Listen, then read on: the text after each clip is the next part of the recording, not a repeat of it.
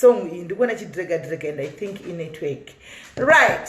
Maswera sei, mamuka sei, maneri kumatima nenyika nchiti aiwa guys, maswera here, mamuka seiko, kurisiko kwa muri vedu weni njani, salibonani, dumela, matira na abuthi, aiwa nchiti maswera seiko kwa muri koko, aiwa inindiri raiti za muri kungoona, kuti ndiri bo jisingato iti, saka nemiwa I hope muri bo, I hope maswera oshakanaka. Handitika, right. Sisha munongo siva last week paya chaida kutaura, saka magetsa kabadi, aenda, kune mweda kakashida kuyachi nenya yake kutadi atauri. Saka izvozvi ndachitaura nezvo so apa panga pachinetsa so muchidrag up andisendera message achiti arikumirira kuti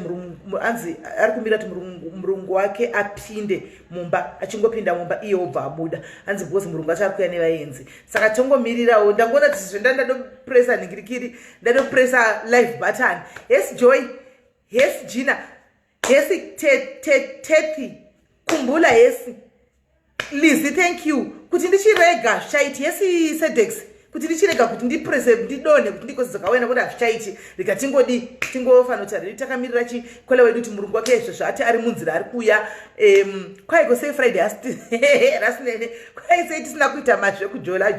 Alright, Friday hatina kuita because tikaita every week rasinene yemasoul searching iyi handitika inokupedzisira yakubhowa. Ngatiitei ka fortnight izvi toita 1 week tojambira imwe week yongoita yemapost. Handika kune vanhu vakaisa maposti vakatowana chi kwai kudina sekuru ari ndichauya live ndinorapa period pain next week ndenge ndiri pano izvo mawane period pain here sekuru aro magwara munoitawo here period pain ndibvire apa asi zvakangoomazvo saka tikati Friday imwe kana kusina iyo iri live church tongoisa maposti vesa nemaposti ekudating tongokanda pachauya varume vazhinji vanokutestify apa ndaingotora maposti aya ndichita huku up maposti imomo asi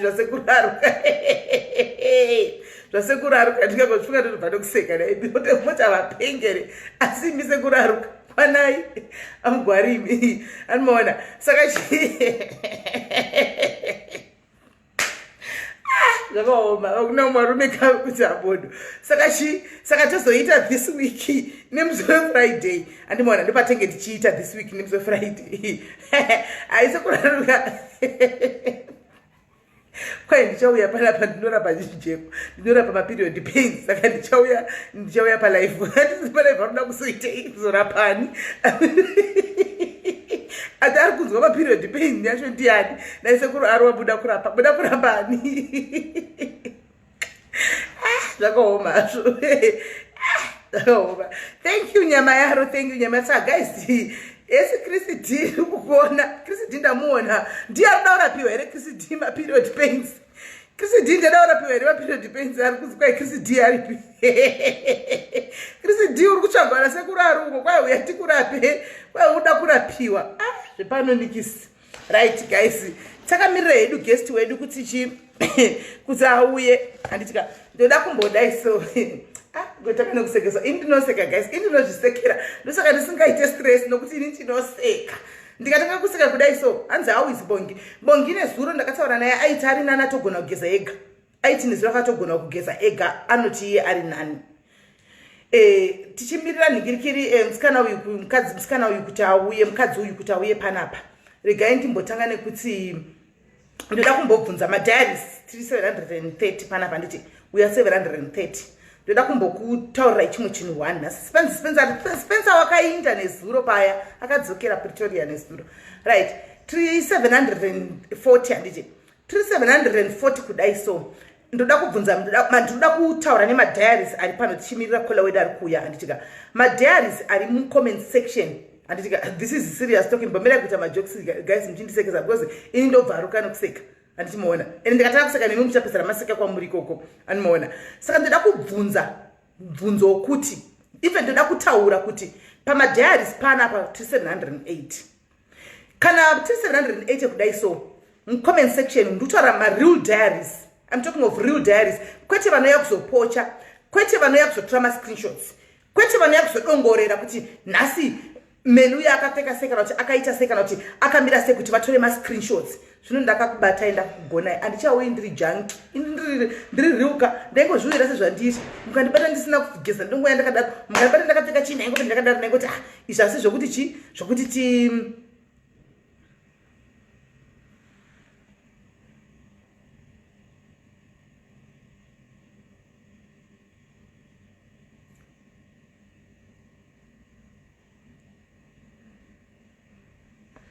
Matilda Tariro imbomira wakadaro mastriti zvagara zvinotongosikama iyo igaro ziva tinongoziva kuti mastriti vhele munogara motongotawana nomhanya anenge ari maghosti pada pamwe unongochitori iwe unongochitoritra neghost account ina handizivi tichazozviziva nekufamba kwenguva pamwe anga tori munhu andoseka naipo panapa kana ave ukopfeka ghost rake saka zvemastriti satingazvizivi nandi uko kumastriti handitozvioni handidi zvamunenge mangoona kumastriti ikoko chingoonai muverenge mukomentawo musiya ikoko handitika inga Trump anonyogwa inga vanasindatoona wani vamunangagwa kunge vanga vachinzwa vaita colony cancer kudi vachitonyogwa saka kuzoti vana meniwo zvedu vanopfeka mapumps namatomi tokubva tarega kutaugwa saka zvichatotaugwa zvakawandisa imbodzikama ichimbomirai muchaonesa Matilda vachauya vachanyora chasara nechekuti muchanza kuti kwai mheri wabatwa akabata gumbo remunhu achidya ende zvisakushamisei kana mazviwa mongoti handi varodla nyama yevanhu muroi regai vakadaro vahle nokuti hatingangoti each and everything chataurwa tomhanya nacho kana kuti tozvidescriba kana kuti ndozviexplaina kana kuti ndodii to who for the why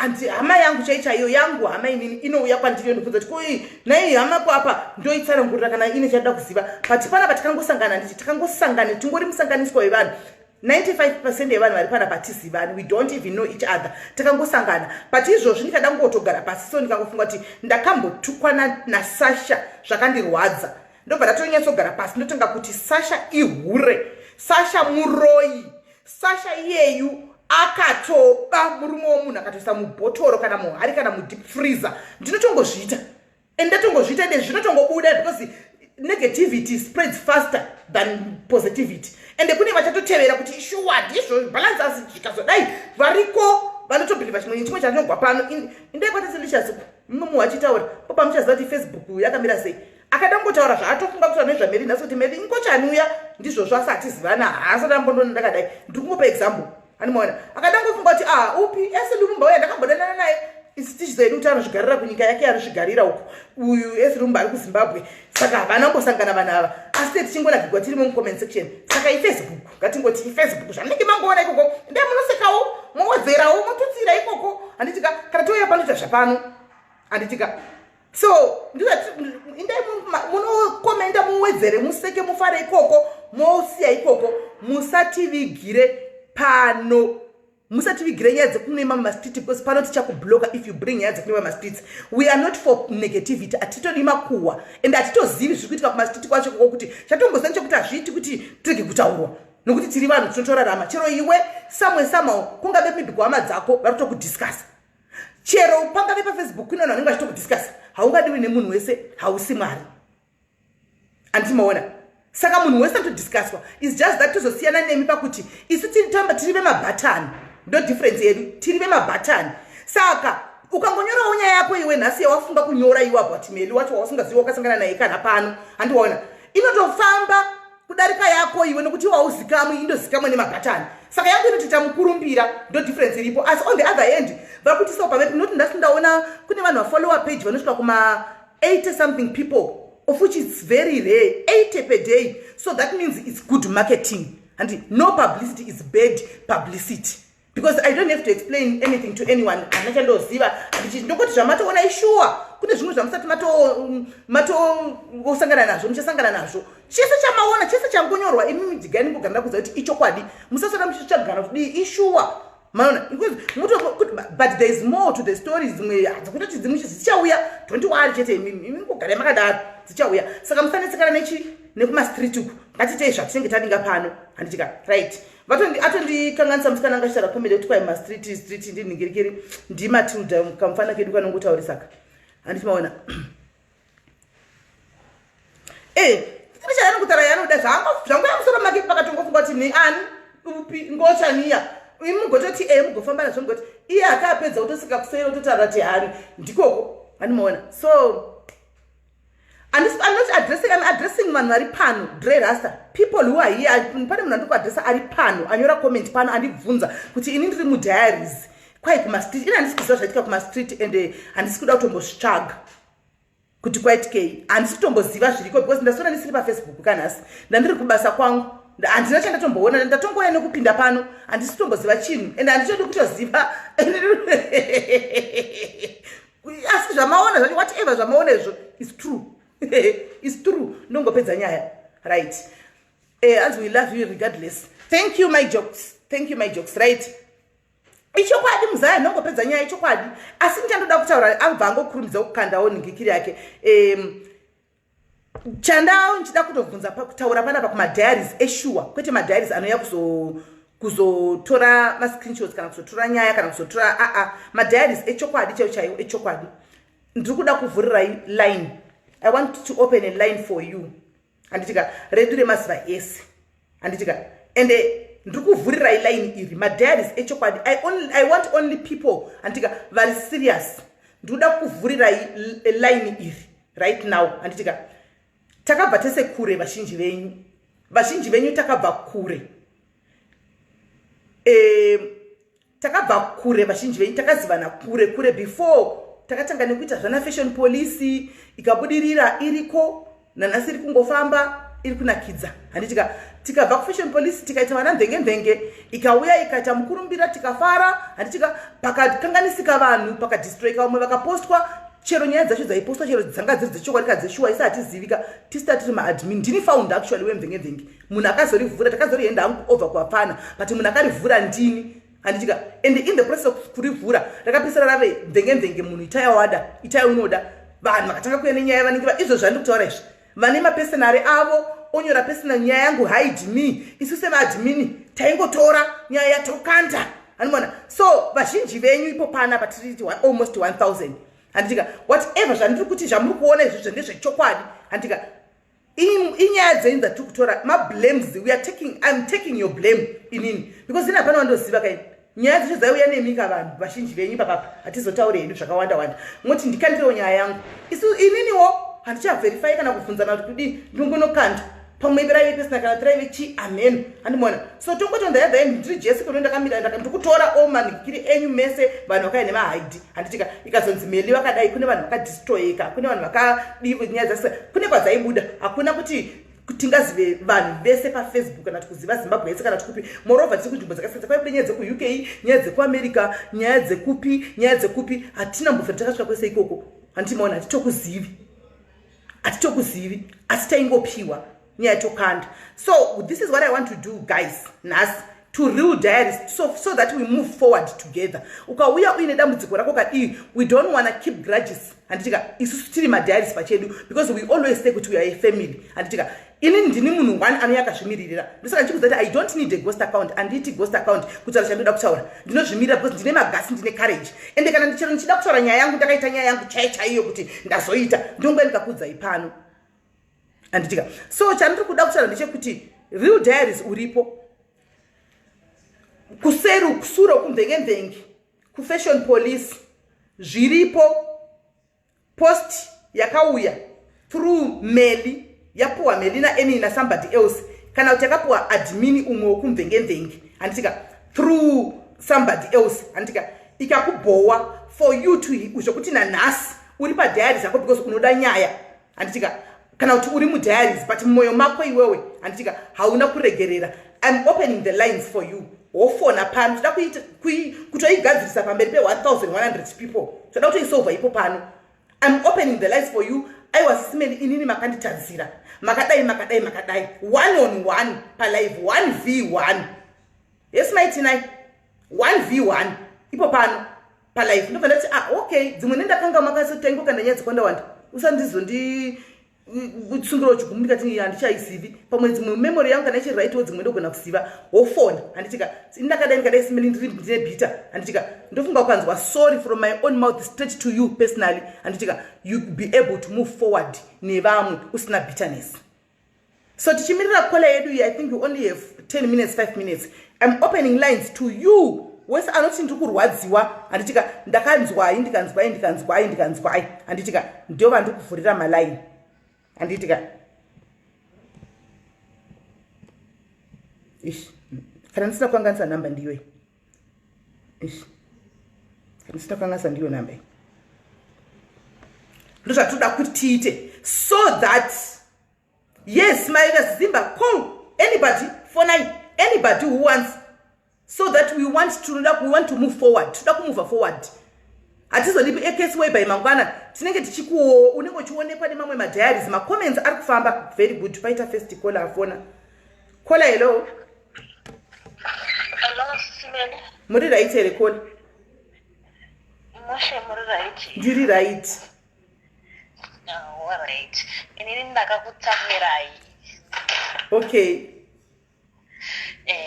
Because musimba muri palife ndobva ndakufonera ndichikubvunza kuti kosisi ketina nyaya yawo haufa zvakazofamba sei ndobva mamwe ndigwabvura ndobva zvitongotsi hatisi kuita zvona ketina panapa wozofona leta but vasikana saka iyo iyi haisi yekumasure ndeyepano padiaries patongogwabvurana sefamily but anyway kanyika ndakakugwabvura panyaya yaketina ivedu veka sometimes unofanira kuunderstand kuti panapa panenge paine pressure not to say kuti I'm justifying but truly mas inda izvo zvindatokangama ndakagwabvura papi papa panyaya ketina but I'm very sorry my sister can you please forgive me and let's move forward.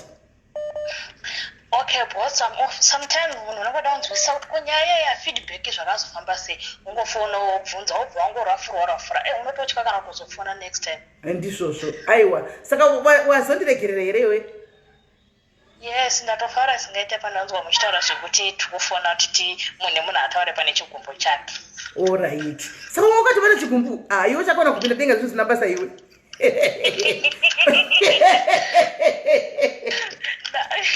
iwe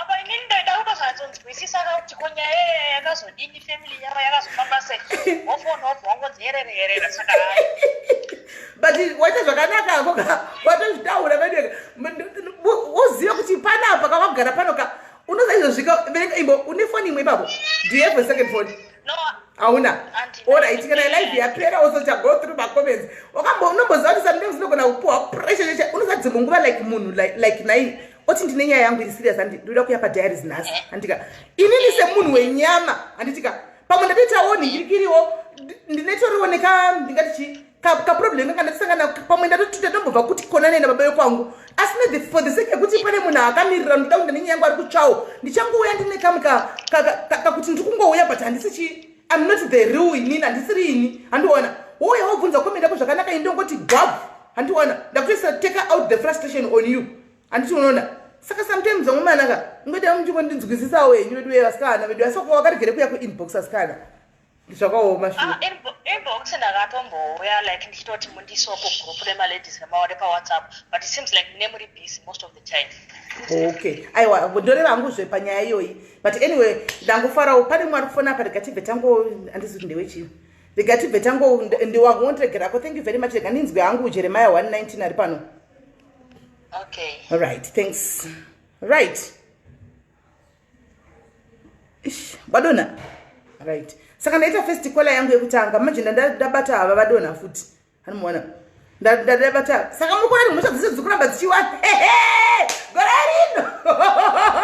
gore rino ndofa saka mukona kuti mhosva dzese dziri kuramba dzichiwanda because ipo pano padiaries ndatotanga kupara mhosva handikungona pano vandatotanga kutopara mhosva padiaries oyo muningi nangu ari kuuya ari kuti makandigwajamura muri panhikiri muri palive pano hanomuona saka mhosva dziri kuramba dzichipaila hanomuona but anyway isusu at least padiaries panapa we can solve it and fix it as a family hanomuona pano pedu panapa we can solve it and fix it zvataita izvi handimoona so anyway auya nokuti mhosva dzidzora saka ndofanira kuti every week ndofanira kupota ndichidai because ndinenge ndatombokanya panoita 3 days ndichita live apa kapa ndinenge ndatombokanya bhinzi mukutaura uko indichitoti mheno zvatokupfuura uko munhu anenge akadi anenge akatongobatsirira hanomuona saka ndofanira kuti ndimbopota ndichiita zvandiri kutoita izvi hanomuona kuti ndisagone tikundizogadzisana tinoona fonai yatres ndoiziva muningi wangu yatres ndoizive kuti wakati maregere munonzire vanhu right but fonai anyway the lines are open fonai mose fonai mose fonai ndakamirira mafoni kone hanzi ndiri kuda kufona. Jane Chirema, fona. Pane umwe munhu mudiaries so anongofarira wake pana anongondifarira not to say kuti kungo anongondifarira. Munoziva zvaanoita so mwana iye anofamba achinyora macomments achinyora mazita evanhu vanoona mhino kumasitikwa zvinenge zvichiitika ita handizivi hatauri zvakawanda anongonyora macomments achinyora mazita evanhu vanoona pano padiaries achivaona futi vari two-faced vaya nyoka dzinoti kunoku dzinoti shuwa sisimeli handei nebhora rambai makatsika ndizvo vachanoita handei voinda uku vonosvika futi votanga kuti shuwa tukai munhu imbwa iya yakadai saka ane list yaanogara achindipa mwana iye. Kola hello kola muri sei hanzvadzi? Ndisati kuboreraizva chose makandibhowa zvisingaite. Ndikakubhowa ipapi zvenhaiviriwe ndadizve. Hai vanhu kundondifonera uchinzi ndiri Zimbabwe kuzodi ndaitotsvaga oro yabatsiro weduwi. Imi ndimi vapimi? Ndini Aleki. Inga ndakakudza kuti handikusiyiwa ndicharamba ndichikuteera. Okay, ava bhudhi ava vari kuti makandibhowa ndibhudhi venyaya iya. Upari umwe ari palaini regai ndingomudaira kuti agara ari palaini right. Hello, rambai makadaro because nhasi pachita busy panapa. Rambai makadaro. Muningina iwo wandapedza kudai muningina ne 061 weSouth Africa imbomira wakadaro ndipedze nabhudhi vari palaini ramba vari palaini ati ndipedze neava vari panapa. Imbobata wakadaro pane munhu ari pane rimwe phone reka ndipedze naye then ndigodzoka kwauri. Alright, tamba kwabata. So hanzvadzi ava vari kufona ava ndihanzvadzi venyaya iya yekuma-V11 nepano vekutsvaga rubatsiro vachiti vakaitwa zvechingochani pakazobuda asi hanzvadzi vaita zvakanaka mauya pano handitika mauya pano hanzvadzi imi mitiudzei chii chakaitika kuti nyaya yenyu pano mauya neimwe version kuma-V11 mauya neimwe version chii chakaitika musati mandipa mhosva ngatimbotanga takupaiwo mhosva hanzvadzi. Sisi ndiri kumusha zvimozva netinoonesa panoita zvokutokujuma ndiri pachuru.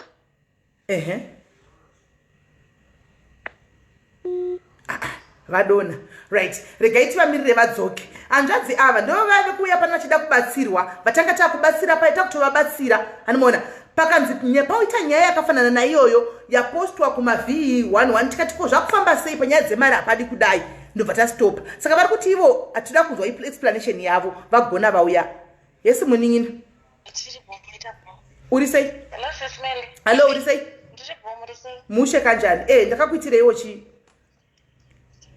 Ndakatsamura ngemukomana pane mukomana like pane dhera. Ndakutumire kuinbox mva ndati uyu ndamufarira munondipindura mva ndacheta futi nedzimwe nhamba.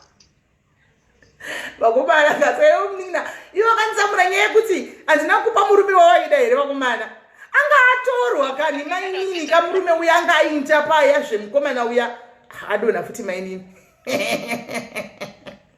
veduweka munhu andikuti ndakatsamwirwa ka mukomana wavaida anga atorwa vanhu vakapostwa vesoul searching paya anga atoinda saka ndaiva paupi naindaipa munhu wani vakadzi vaviri naini saka ndaidi wedu ukaona mhosva dzangu hanzi naChris D isa list pasi ndinyasoona list riripo ndinopuwa neumwe munhu anondipa list kuti be careful of vanhu ava sisimeli ende varipo pano zvavo vamwe vacho iri list but handizeti kunge ndiri kuvafumura ini because ndandisingadi zvokuti kunge ndiri kuita nditenge kuita futi grudge hanimaona ndite kunge ndiri kuvaexposa futi ndozotsamwirwa futi kunzi vandi-exposa palive vachita life diaries hanimaona because list ndinayo yangu ishi list ndinayo ishi ndaitumirwa ndikanzi nyorai pasi kana ari pafriend list yenyu ite kugara imabvisa haambotauri zvakawanda mwana wangu mudiaries iyeye anongoti ndauya nelist iyi mama muzive kuti i-two-faced people ndinogara ndiri padiaries handina misho yandiomisa vanenge vachitaura ndinotovaona nendatovatreka ndazvibata kumwe kwatinoona futi kumasititi kwatinofamba vanenge vachiita seizve vachitukirira saka ndangoti list imugari naye kune mamazita tondishamisa ari papa pamufunge pane mazita ekuti ndatofana kuseka pandapuwa list iyi ndakaipuwa nezuro ndakafana kuseka pandakapuwa list because vanhu vacho manje hanzi upside down ndoita seiko kuti muone ndoita sei ndodii kuti muone kana yakadai iri upside down futi ndodiko mira ndise padhuze nescreen saka kuti ndizoti ndidi mwana wangu yangu ndisendera kumessenger akati andimaona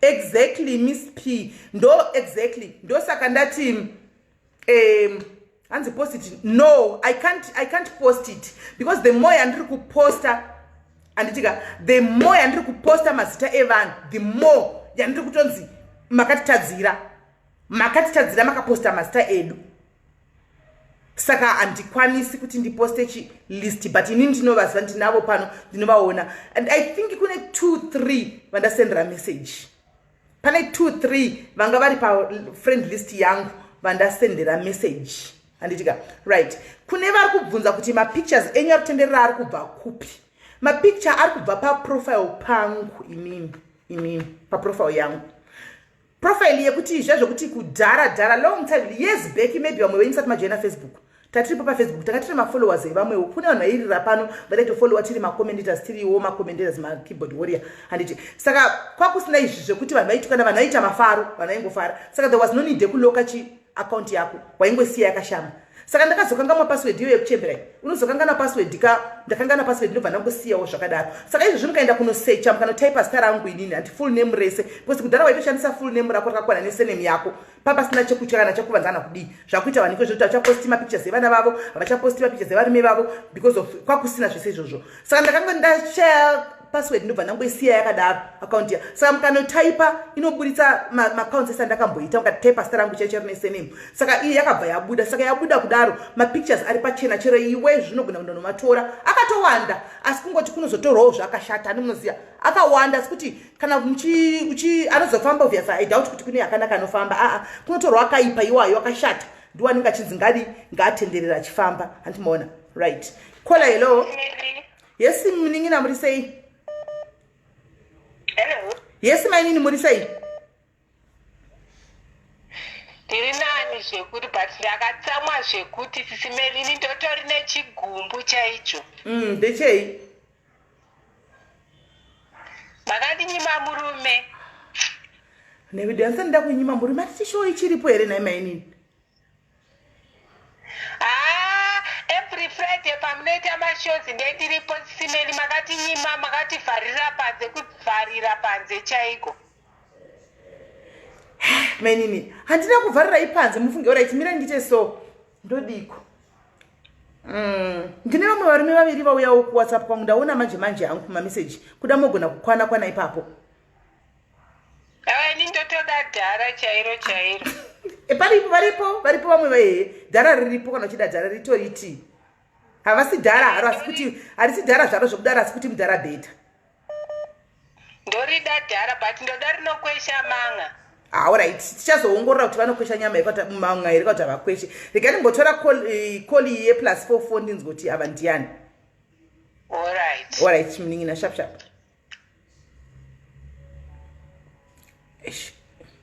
dona hako ndikwanisa right wadona plus 44 hello yes munin'ina hello muri sei ndiripo alright ndaitotaurawo pamakandikanganisira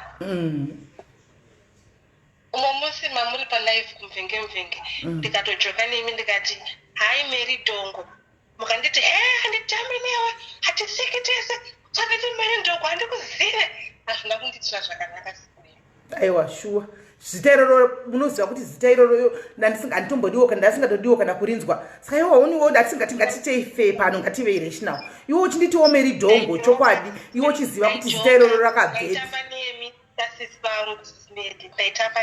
but ukatamba neni uchinditi Mary Dongo uchiziva kuti zita rindogara ndaingogara chimbotsa kuti handiridi zita iro kwariri kubva nakoko kwacho handisi kurifarira handisi kuda but iwe unitiwo Mary Dongo but zvisinei hazvo munin'ina for the sake of peace waitamba hakuna tsitsi vako sorry hako kana takakujinyura vedi we undiregererewo from the bottom of my heart You're forgiven, my sister. I love you so much. Munotigonera, Sis Mary. Thank you for forgiving me. Thank you. Usanditi Mary Dongo.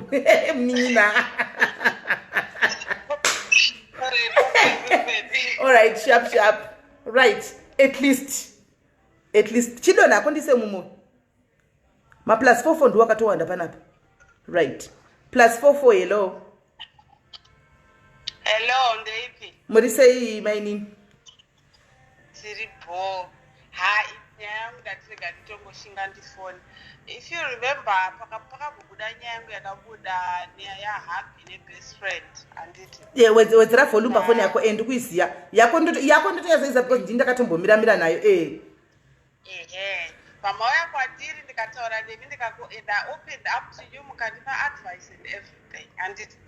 Pandazonzwa manje kuti makafonera manje side chick yapa makuti iwewe tikudze side rako cause vahosi vari kutotaura vari kukudzikisira zvisingaite ende totozviona kunge wo you are right ndozvakataura side chick manje yange yakuti ndozvamakaiudza yapa maiudza kuti ndini ndakaposta nyaya kudidi vayazobva manje kuna Shorein nyaya yapa auya nescreenshot imi muchiti kuna Shorein posta nyaya ini ndapromisa munhu uyu kuti handichaposta nyaya but iwo ramba uchiposta ndongoramba ndichingoidelita but mamwe acho handichadelita inini ndikaramba ndichiisa because ndapromisa munhu kuti handichaposta nyaya. So I just felt kuti that was very unfair kuti you came to me ndika-open up to you and I trusted you as a sister but then behind my back you were doing something and that wasn't nice. Okay. Thank you very much maini ndachatauri star renyu pano. Chekutanga side chick kuti ndakaenda kwairi iyoyo ndogona kuchallenge kuti unzei pano because nyaya yenyu payakauya. We still remember kuti ndakatoti nyaya iyi ngaisa hatichatotaura zviri deeper pandakataura nemi. So the side chick takataura naMary that one is a lie. Ari pano anditi kana ari pano timukole auye pano.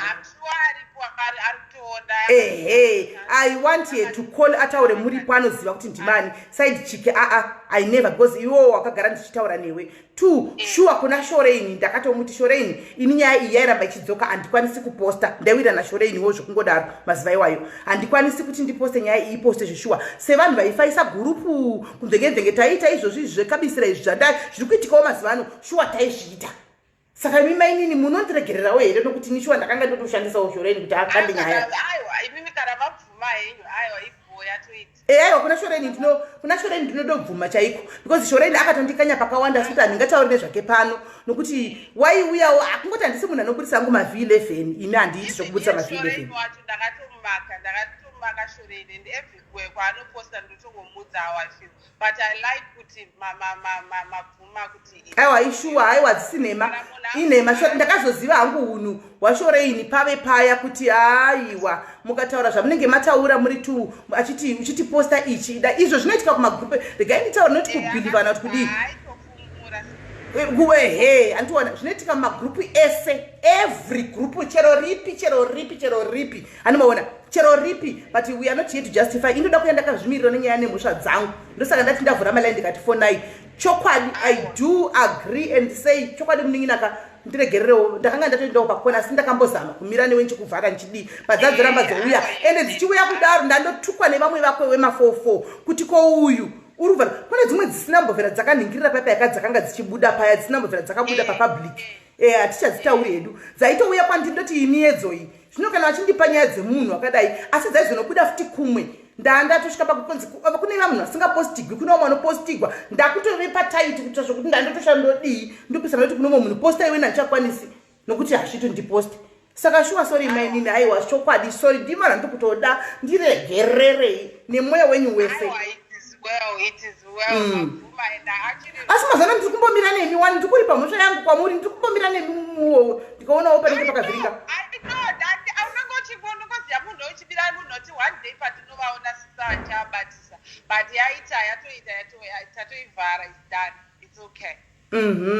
aiwa thank you very much my dzaiputika dzenyu dzimwe dzaidei dzakainda uku pamwe maitozofashwa ndine ropa mumaoko mangu asi kuti ndakambozamawo kuvhara imozviziva imi pachenyu mozviziva ndakamira dzimwe hadzina tobuda zvachose munozviziva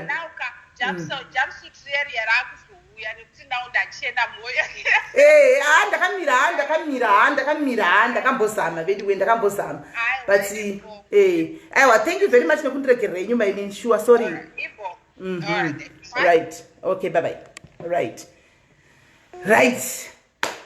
sure truly speaking zvakutaura is true the only problem is pazoitawo vachita take advantage of the situation like vari kunzi step baby mama or what not, that was a lie but pana pakuti bhururu onenge uchiwirirana naye dai so that really happened sure hasi kunyepa asi hai anoziva iye abva kufona kuti ndakambomira kumira kuvhara kudai kumira dzimwe dzacho dzasingatoiti dzaitouya tichiti because munhu andandagara chifarira naye ndichingofarira hwangu ndichingomukomendawo saka nhasi toda kuzvichenesa hello kola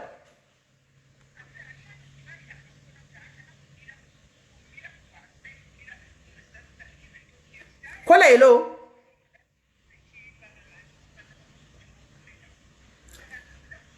kune comment yabviswa regai ndimbotora screenshot because iyi comment ndeyekunyepa ishi regai ndipine actually this is a lie ishi ndoda kuti Monica fungai mashungu afone abvisa comment yake but anga anyora hello muningina hello hello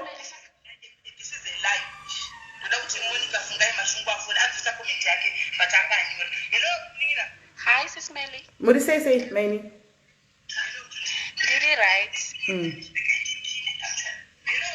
Ndanga ndichitoda kuti Sis Melly. Vanhu vane double standards.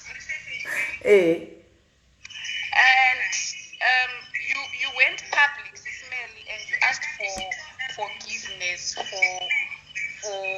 zvinhu zvakawanda zvamama akataura, some stuff that you don't remember and some stuff that you do remember. Vanhu must understand basa renyu ramunoita iri pasocial media. You know you've wronged people, you've asked for forgiveness. That's enough. Iye munhu kana achifila kuti makamutadzira, they must accept that forgiveness. Imagine if Mwari was to say to every human being kuti before I forgive you, go in front of the world on top of a mountain and tell everyone what you did first, then ndozokuregerera zvingafambepo. Hazvimbofambepo. People must grow up because dzimwe nyaya dzikufonerwa dziri pet. Aiwa, havasi kuziva the gravity kuti ndauya ndiri serious. Vane madhayariza ndingachisekawo havanozviziva. Saka ini totodave kumvenge because vepana hatisati tave nema-enemies. Vanhu ivavo Sismeli, they've done dangerous things. They've killed, they've broken homes, they've done what we will never know about it because but I know kuti I will never remember each and everything, but you, even if ikauya iri yekunyepa, we just apologize and move on. Chet. Vanhu vanyanya veduwe, vanyanya uda kunyanyaita mababies. Regai tivape mukana. Chero vakauya vachinyepa tinongoti aiwa, thank you. Sorry, zvokutoita move on. Aiwa takamirira kola guys, atidi kuvharira vamwe panze. Toda kuti vanhu vapere because vese vauye vataure. Atidi zvokuvharira vanhu panze kuti ozoti ndakavharirwa panze. Okay, Sis Melly, that's all I wanted to say. Thank you very much. All right, thank you very much. Right. Uyabvaisawo comment yake uyu. Zaire Gondo anzi nangu ndaisa kufarirai not kuti makanditadzira but because of mob psychology. Right. Thank you Zaire Gondo. Ndi Zaire Gondo wao atisawo confession yake. Wani munati tinongoti kana konzi. Maona tikungokanganisana tichienda ka. Zaire Gondo aitondimaka wachindishauta. Asi uyo. Ndatomubvunzawo kuti kozvikanzi aiwa ina ndina hangu chamakandikanganisira ndangoitawo mob psychology. Iyo mob psychology yacho iyoyi ndakatomboitawo. Ndaitomboitawo zvokuti nongosvika usingatombozivi nyaya, ndosvikongohakira, ndosvikongotuka. Ndakatomboitawo mupsychology. Saka I know how it is, Zaire Gondo, don't worry. I know how it is. Don't worry. Unfortunately, handisi kuziva kuti Zaire Gondo, the person behind is Zaire Gondo ndiani. But one thing that I know, handisi nandichengeta hangu chigumbu and what's going on? Handisi nandichengeta ke chigumbu and zvakatopera chero wakandimaka wakazodi, but anyway, no problem. Then pana bro wangu mai kwanzi na matapelo malinga makanditi ghost ndisiri ghost ndimunja anofamba aiwa matapelo iwe matapelo ka kwana iwe chifona matapelo fona. Right. Saka guys ndiri kupai mukana. This is the makawanda guys. I know kuti makawanda because mukufamba imo mutaingotsikana konzi. Taingotsikana konzi tichingoenda, tichingosikana konzi tichingoenda, tichingodaro. Antimaona. Taingotsikana konzi saka makawanda guys musanyare musazvivarira panze. I'm giving you the opportunity, the platform. I'm only talking to my diaries. Ari kungoti tingagodi toda kuti mangwana tikaitewo problem tibatsire ku diaries kana tivewo free because kune ma topics anotongoindawo asi inangu pa fair mai ava ndakavabatira chigumbu ndo vanhu vandiri kuda kana usiri mu diaries uchingouyako obviously there's no way you can ever call and speak what is on your heart because uri mupfuuri nenzira ini ndikureva ma diary family ndo yandikureva because kufamba tese ka wakandigumbukira ka haibude apa fair ka pamberi pamwari chepa haibude asi kana uri mupfuuri nenzira iwe unobvumidzwa usafone zvako unondituka kuma streets koko but pana paka sisimeli lawyer hanzi iko na ngirikiri na chiedza right fonai anyway my lines zangu they are open fonai my lines zangu they are open.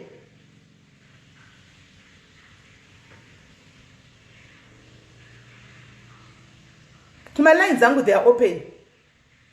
Esi maititi mabauwa esi mningina pana pangatege kutaura zvokune mamwe ma group anditika kana kuchi ngatite zvepano ndabozvitaura pakutanga. This life is about me and my diaries. It's not about any other group. It's not about any other individual isipo pano. This life is for my diaries ari pano.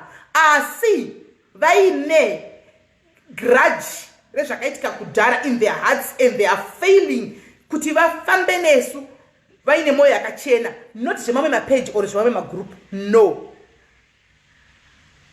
So atidi mazita evamwe vanhu please. Kola hello muri sei?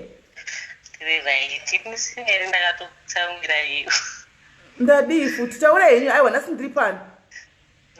Okay, ini ndakabvisira message kuinbox ndichitsvaga rubatsiro ndandarwarirwa nemwana ndichitsvagawo vanotandira whatever. I was really desperate.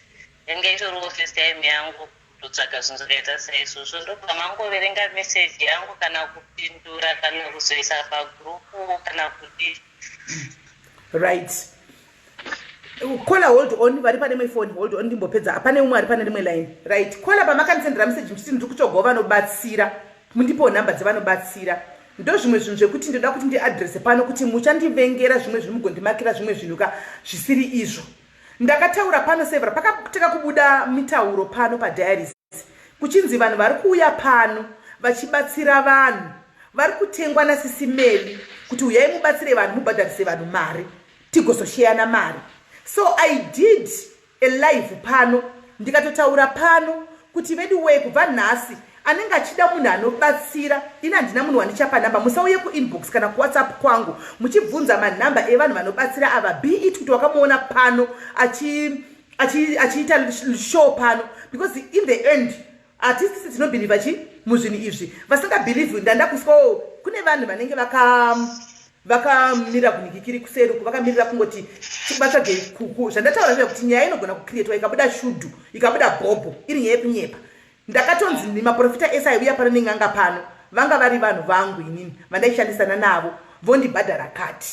So ndakaona kuti no handinganzizve vanhu vangu futi ndorama saka inchirega ndisamuchona pasina munhu anora panouya pano handimaona hapasisina ndosaka ndisina kurespondai because ndaikurespondai ndichikupai nhamba ipi mangwana moinda kuya munochadyiwa mari ndakuti samira vazere pano mamadhi vazere pano handimaona. So ndimbopinda kumendi so ndasakwanisa kuti ndikupei nokuti munoenda kuya munochadyiwa mari machadyiwa mari handitika zvinhu zvenyu zvoramba kushanda modzoka back makuisa sepublic pavanhu manje kuti ndakapuwa nhamba nasisimeli ndikaenda kumunhu ndikachadyiwa mari yakati handitika ndikabhadhara zvinova zvina kushanda I want my money back indatove in the middle ndapakati ndosaka ndisina kupai nhamba ndosaka ndisina kuresponda hangu my sister but maybe zvakakubatai because mamuri desperate kana kuti hamuna kungebaona show yandakati handina munhu andichapa nhamba pano handimaona. So for that my sister handakupai nhamba please forgive me from the bottom of my heart ndokumbira uregerero munhu wamwari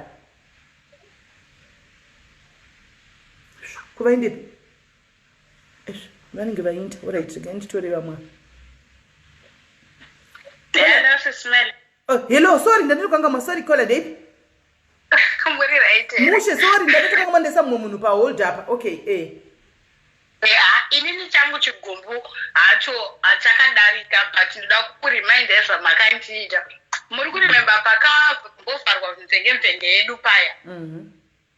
Nenyaya yekuti Sabina aitukirira naOlinda ndeni makaya mukaita live. Ndati sisingaita seimoni nyaya dzandaSabina dzakukonzeresa kuti gupu redu rivharwe. Mani kuti vataurirane ikusteri vamandichipa mata pako pana tinotaura nyaya dzese ndakabatikana. Zvino iwo muningina ubva wakutaura wedhironyadzisira pavanhu unyari were muningina shuwa asi sorry yako muningina wangu ndiregererawo shuwa kana ndakadai shuwa ndaituka zvinyadzi zvinyadzi ndaikanda asi mazano ndakutohwa kutyana nyange inotorova kuti ndichame muromo wangu ndichitaura zvinhu zvakadaro so please ndiregerere wako chokwadi please forgive me. Yashiwa makandidaro zvikandibata mamwe ndamutadzira ndandi kutotraya kuchema nenyaya yegrupu kuti grupu redu rakuvhariswa nenyaya dzisina basa dzanaSabina ngavanopedzerana kwavakapanana mari dzaweko. Shuwa ndiregererako muningina zvinawe ndakakanganisa chokwadi ndakakutuka kuti mazuva adaine muromo makamburwa nechidembo zvinobvira naiwe muromo mangu mamakamburwa nechidembo ndosaka ndichigara ndichera kuti vedweka vanhu musaconfuse don't mistake kunyarara kuchinja neukowardness kana kuti nekutya kana kuti neugwara aiwa because vanyatsa kuziva tichitanga kuti ndaive ndiri muna dende remunhu risina kana dende ranga risina kana mafeelings handitoona so kutonyarara koko kutoti ndakutoti handichadika it's my personal decision yangu ini nekuti you know what this kwazvakundindi saka I was not raised like this handina kukudzwa nenzira yakadai handiona but kuri kunzi kwai handina kunge ndakazvichinja chokwadi dei pane mariro pane zvokuti vana medu tototukwa tichinyarara kudai kutotukwa kuitigwa live ndakanyarara hangu ndakati zindichiona kudai ndichitoseka inini hangu mwari ndakamuona pandirini sure pafeya but anyway ndiregererawo chokwadi ndiregere ndakakuregerai ndiri mukuru kwamuri zvenyu ndo zvakatondirwadza kuti shuwa mwana mudika ada angatuke chembere nengeni. Shuwa sorry henyu mufunge sorry. No, it's okay. All right. Thank you very much, Mandregera. Thank you very much. All right. Right. Again, it's already my number. Char kuanda. That's what I wonder. Vana. Mira, what choya? Kola hello. +44 hello. Imbomira +8 +27. Imbomira ni botara ne +44. +44 hello. Magadi wanzat. My weekend. Tripa wangu magadi kwa wanzat. Nasi zwangu. Mande opa mutiroli. Kweti hatisikurwana. Ndingati chigumbu but ndakangofila kuti habuna kundibata zvakanaka. Alright. Taura yini? Ndakauya nenyaya yangu kwamuri. Ndichida kuti ndisikewo help. Makabva mati in fact ndakanga ndaita agreement nemi kuti ndaizouya palive yenyu toita live. Then zvakazoitika ndezvekuti ndiri munhu kuti obviously like now pandiri kutotaura pane vanotoziva voice rangu anyway because voice rangu riri a bit distinct from vanhu vakawanda. Saka ndakabva ndazochinja mwoyo ndakati ndichakwanisa kuita sei kuti tichiita live yeyo. Then ndobva ndazodzoka kwamuri ndichiti ko ndanga ndichikumbirisawo kuti dai mandisanganisawo vamaponga ndofunga nawo makubata kuti munhu wacho ndipo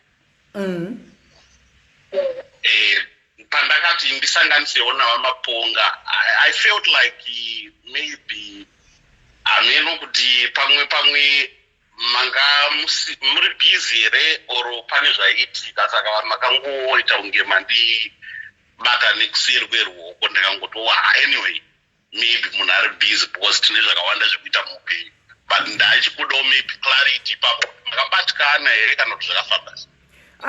Handina kubatikana hangu esachi but ndakakupindurai muchikurememba ndichiti vamaponga havadi kuti nhamba yavo ipiwe vanhu and it's the truth. Vamaponga nditori nemachasa pane musati mauya imimi kune mumwe munhu akamboya achikumbira nhamba yavamaponga then fortunately ndakandisingatomupa ndobva ndatega nditange ndauzvana vadi zvokuti namba dzavo vembambozofonikana vasingazivi rega nditange ndabvunzawo maponga saka pandakabvunzawo maponga kuti pane vada namba dzenyu ndomupa here zvikanzi no handidi kuti namba dzangu iende kuvanhu zvamunoita imimi you talk to those people handitika vokudzai zvavari kuda then mozouya muchindiudza ndikati no but ini ndinowandirwa handizokwanisi kuti nditi each and every time munhu anenge aine nyaya yake ndokuti aibeki kwamuri hamuna here imwe open line yekuti ndipe vanhu ava nhamba vanoda nhamba yenyu vamaponga vakati is not comfortable kuti nhamba yavo ndiipe munhu ndosaka ndisina kupai nhamba ende up to nanhasi I think makazoiwana here ndinangu kuzokwanisa kuiwana because avaise nhamba yavo pajekerere vamapo ndakatombovaudzawo ndikati I suggest kuti mutsvage nhamba imwe yechi2 yekuti vanhu vanoda kutaura nepana mwana anoda kutaura nemi 1 handitika vakwanise kuuyawo kwamuri vachikufonera chikutsvaga imwe chimwe chifoni chimbudzi sezvandinoona pafoni pamafona ipublic number ndikatovatsanangurira but vakati handichazofunga nezvazvo saka ndakaona sati vaposta nhamba yavo even nanhasi so ndakangotiwo handina zvandingaita but vamaponga zveshuwa chero vakauya cho ndikavafondera izvozvi so munotowanzwa chitaura ndakavapa order ivo sisimela kuti musape vanhu nhamba dzangu alright naupapajeka but ndakangofunga kuti maybe since ndaramba kuti handikwanisi kuti tichiita live makangozvitorawo in the context yekuti saka kana asingade kuti tiite live live dzinouya panapa hanzvadzibvunzai vanhu vese vakauya pano hapana munhu anomanikidzwa kuuya pano bvunzai munhu wese akauya pano nenyaya yake hakuna munhu anomanikidzwa dzimwe munoziva here kuti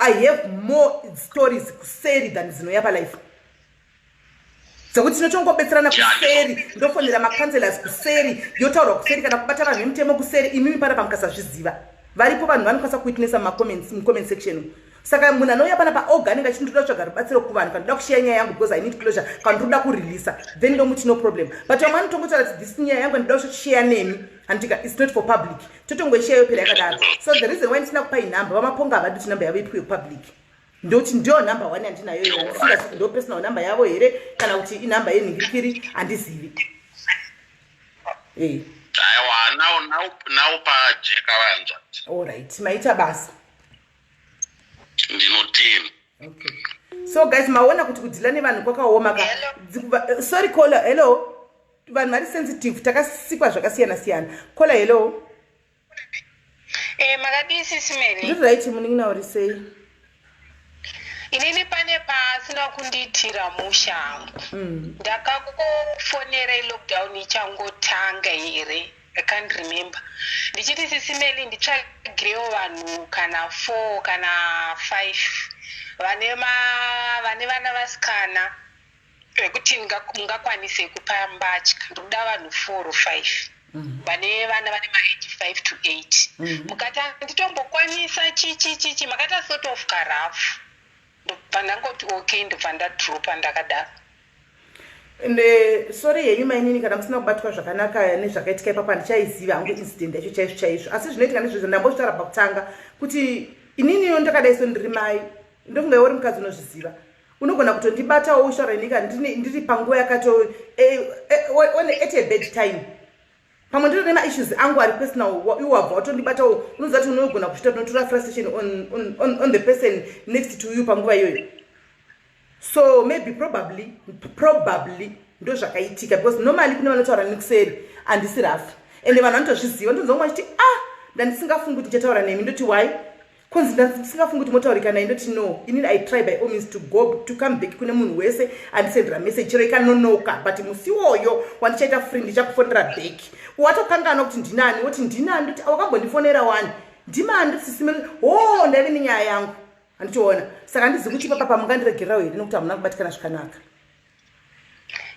ndakuregerera henyu but hazvinonditira mushangu nguva yacho because ndaiziva kuti mukati medu imomo mune vamwe vanga vane vana vasina kana zvekupfeka vanga vakaomerwa infact saka nguva yacho yazvinonditira hangu mushe but chikamu chakapfuura ndongotenda kuti mati munhu ngaataure zvakamubata aiwa alright waita hapo munin'ina kana wazosunungura komo yako shwa nokuti tingatofamba asi hembe kana uchinadzo katitsvage hedu ipo pano pa live panapa titsvage hedu munhu vanhu vanokwanisa kupa nokuti vanhu vanotodzida hembe idzodzo ndichazokubata kana mapedza live alright hapana kushata alright munin'ina Right guys, ndofunga pane ngikiri pane caller itobva tapinza caller vedu pa live vaya I think. Hello caller vadzoka. Caller hello. Caller hello. Yebo. So ubuyile Ukunizwa ile sisi. Ndiri kunzwa yanzvadzi. Right imimi makamatiza panapa makamaindepi. Kutiza kupi futhi? Pano pa live ani mamuchindifonera mukabva mangodonha mukainda. Network ka. Network. Right. Imi manzvadzi nyangu handidi kutanga ndangoti kwamuri imi handidi kutanga ndangoti ruregerero. Handitika ndinoda kutanga ndanyatsonzwisisa nyaya tose I think toda kuti tinzwisisewo pano vanhu vasada kunzwisisa. Hanzvadzi nyaya yenyu yaive in two parts. Pano makauya muchiti imimi makapinda dambudziko makadedzwa nevanhu pano mukati pamasitei vanhu vakakudeidzai kuDurban. Handiti mukati maenda kuDurban mukanoona kuti zvinhu zvenyu hazvina kufamba mushe vanhu vaya vanga vakuda kurepai kuvadonha futi hanzvadzi vaya. Aiwa ndovafonera bheki ava ndoti vada kuvaindepi futi. Aiwa ngavadzoke ava ndovafonere bheki.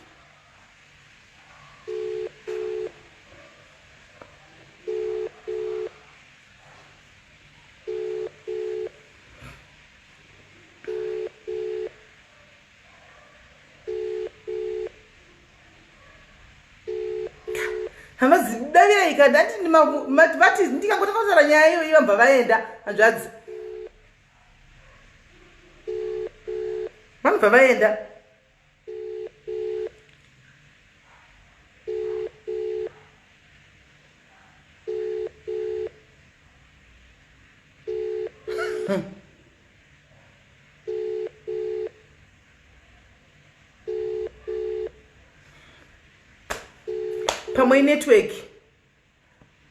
pamwe network iwo yavabata handisi kuziva kuti chichikuitika asi ndikola vaya ndibaba vaya vekuDurban vakamboya vachida rubatsiro paya. Tati kuda kutonzwawo chokwadi because remember kubva paya hatina kuzombovabata. Tati kuda kutonzwawo chokwadi kuti zvakafamba seiko paya kuti nyaya iyi inoinda nemadifferent versions nokuti kana pangoita kadhauti chete hakuna munhu achakontribhuta. Ndachida kupaudza chokwadi pangotoita kadhauti chete kuti wai wambonyepa handitika hazvichatogoni kuti titokubatsa tichida detail rakakwana zvino havachabati foni yavo but anyway tongoti pamwe kuda inetwork iri kuvanetsa vachadzoka zvavo panomaona. So guys anyway apasina right. Hello caller hello. Hello Meli. Muri right here? Ndiri right. Yeah, ine nangwanda wenyautsa masterek but makakondijede buda pandakakumbira futi kuadmin. I didn't like your response. Kuti admin kupi paya? Ndakati zvanditi yaadmin either kuDaris or kuBhengembenge. But asikola nayo. Saka ndakatokutsamwira from there up to now. All right. So rako muningina ndichakuita admin ndikutsvaka maadmin nemusekretary unonyora asi kuti ndotrasta sei nyaya dzavanhu kuti mundizive kuti iwewe izvo zvimuningina pauri ipapa handitika nyaya dzavanhu dzakauya hauzoremegwi muchifuva umu ukabvajura because zvinoda munhu ane moyo muningina zvinenge zviri kuinbox ukona weda kuti admin zvinoda moyo. Don't worry this. Inini you can trust me. Wadzida wena kuona wadzida nyaya. All right. Undiba uzondisendera message tapedza timbokuzama tione kuti zvinofamba sei. All right. Asikola ka. All right bo. Kola vari kuchema vari kuda kuti vachi admin kumbenge kana pano andimona varoda kuitwa kumbenge kana pano varoda kuti varoda kuitwa admin. Saka admin musafunga kuti guys ndinotodawo kuti ndimbonyatso kuita zvimwe zvinhu ndakaignore. Una kunifonera panapa amen regai tidirect. Hello kola. Ndasora masera sei.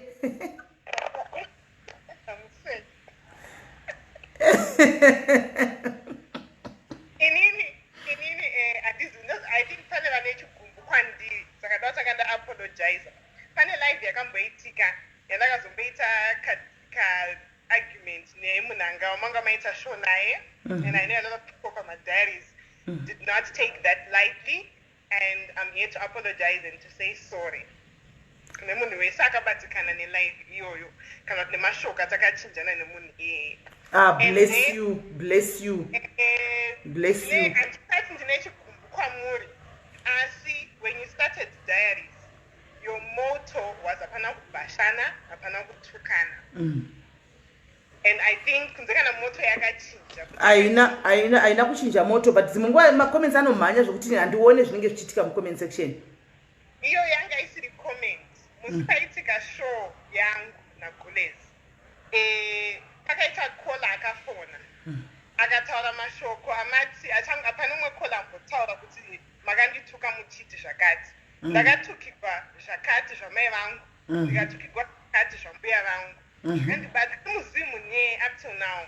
I feel as if that person did not have the right. Can I not tuka inini da akatuka inini? As not kutuka mai, not kutuka mbuya vangu, because vanhu vese havachitova penyu.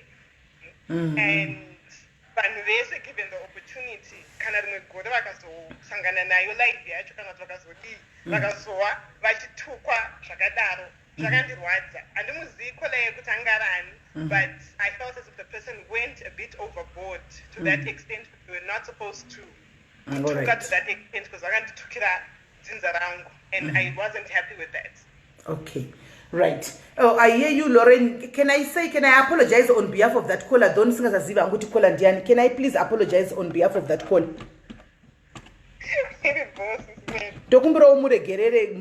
Anyway, let's move on. You know, sometimes bitterness, destroy you.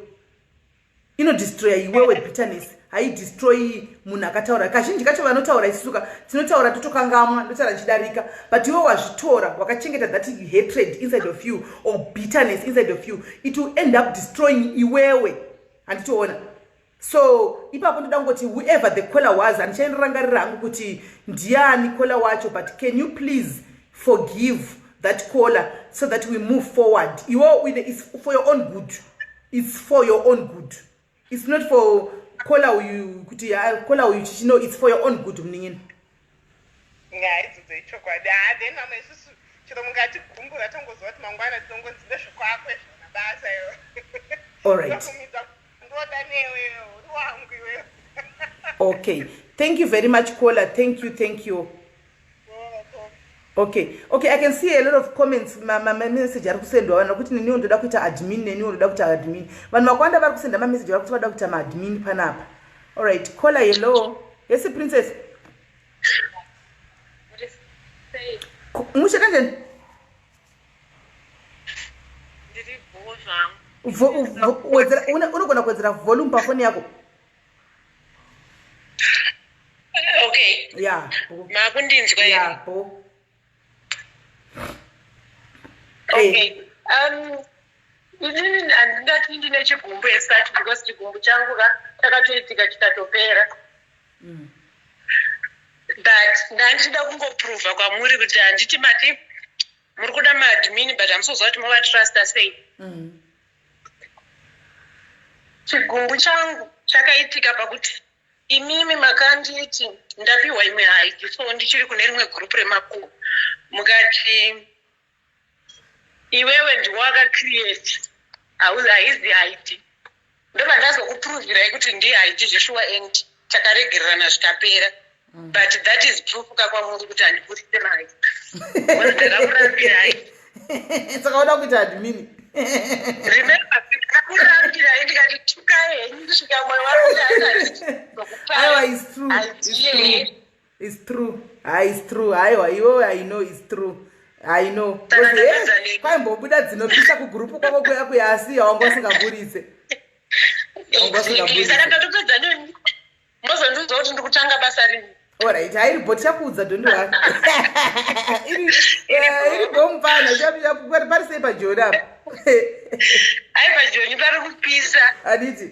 Tiripo zvedu. Bolato. Right. Alright, moms. Alright, sure. Alright, guys. She was an admin kune rimwe group raimboita kudhara vanga vari maadmin vari kune rimwe group remakwa kusati kwava nanamvengemvenge. Saka ari kutaura kuti ndaichengeta nyaya vanhu vakandituka vachiti nhema wanyaya ndeyekuzvinyorera chichii but ndakazoprova kuti nyaya yayo nayi ndisaka indochengeta masecrets but anyway bo. So guys, I think mukuona kuti it's not only me vanhu vakatsikana konzi pafacebook. Manzwawo Lorraine achitaura kuti inini pane munhu akandifonera, so vanhu vakawanda makabatana zvigumbu makawanda. Handisiri ndega, indawo yangu nelife yangu ndakazvimirira, but handisiri ndega ndakabatirana zvigumbu nevanhu kana kuti nevamwe vanhu. Anditi maona handisiri ndoga. A lot of you guys mune vanhu kutoti hamutoonani, hamuzivani, you don't know each other, but makatobatana zvigumbu zvokuti hachisisiri chigumbu chepafacebook, it's now personal. Because chinhu chekuti handingarwami nchirwadziwa naChris D uyu ndakamuona pafacebook, ndakamuziva, hangandirwadzi zvokuti svikapa kuti ndoita kana 2 years kana 3 years ndichifamba nechigumbu chake ini chiziva kuti ndogona kumuconfronta kuinbox ukengamuziva kuti Chris D zvawakandita pepa zvakati kana ari iye ari munhu anonzi ane mwoyo wake anonzwa chetaura kuti anonzi ati ndatokanga nangu but sorry unoziva sorry mukufamba mukutaura mutambawo. Saka probablywo uripo hako pasina makoma uye aripo takamirira kola wedu handiti ati iye anofona back kana murungu akangopinda anondiflika back.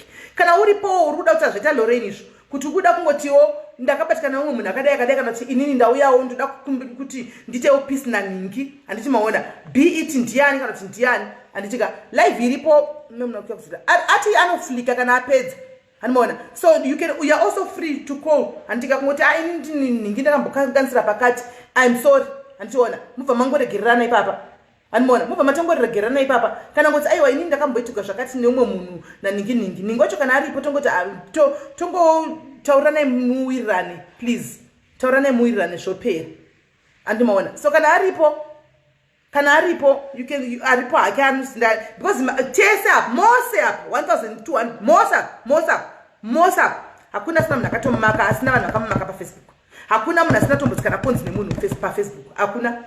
Takatotsikana konzi mukufamba chete, takatotsikana konzi mukufamba chete, makatotsikana konzi fani part of it nezero ndaitaura nemwe hanzvadzi yangu yanga inifonera so ari panapa handiti.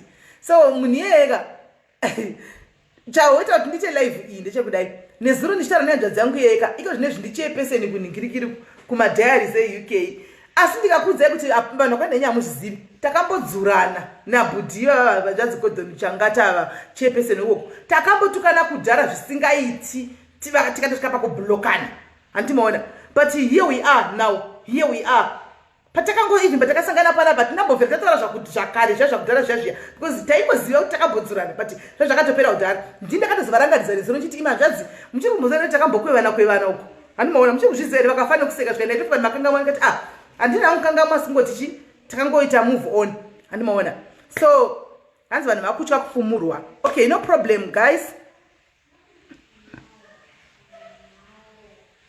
Don't worry Tania, don't worry. Ghana's there. Sisumeli murizi. Ndiri right uri sei? Ndiri ndanangwa. Aiwa ndangofona hangu kuti nini ndine chigumbu nacheripoki. Ndakamuti andiso group reku UK akaramba undisa mugroup. Saka ndine chigumbu naye.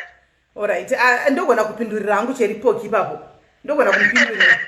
Group ndereva noku UK harisire vanhu veku SA. Ndofunga ndosaka sina kuisa. Ndereva arina kana vanhu veku America chaiva arina. Kana vanhu vekupi inongorire vanhu veIreland neUK chete. I think ndosaka sina kuisa. Oh, right, aiwa pakanaka ndanzwisisa. Ndere vanhu venhingirikiri veUK neIreland chete ndosaka sina kukuisa ipapo ndogona kumudairira hangu. Oh, right, aiwa ndanzwisisa nandatomutsamwirawo. Alright, thanks Ghana Sega. Nitore uikola utiona tikola weda pedza here wenyaya yake utipindi.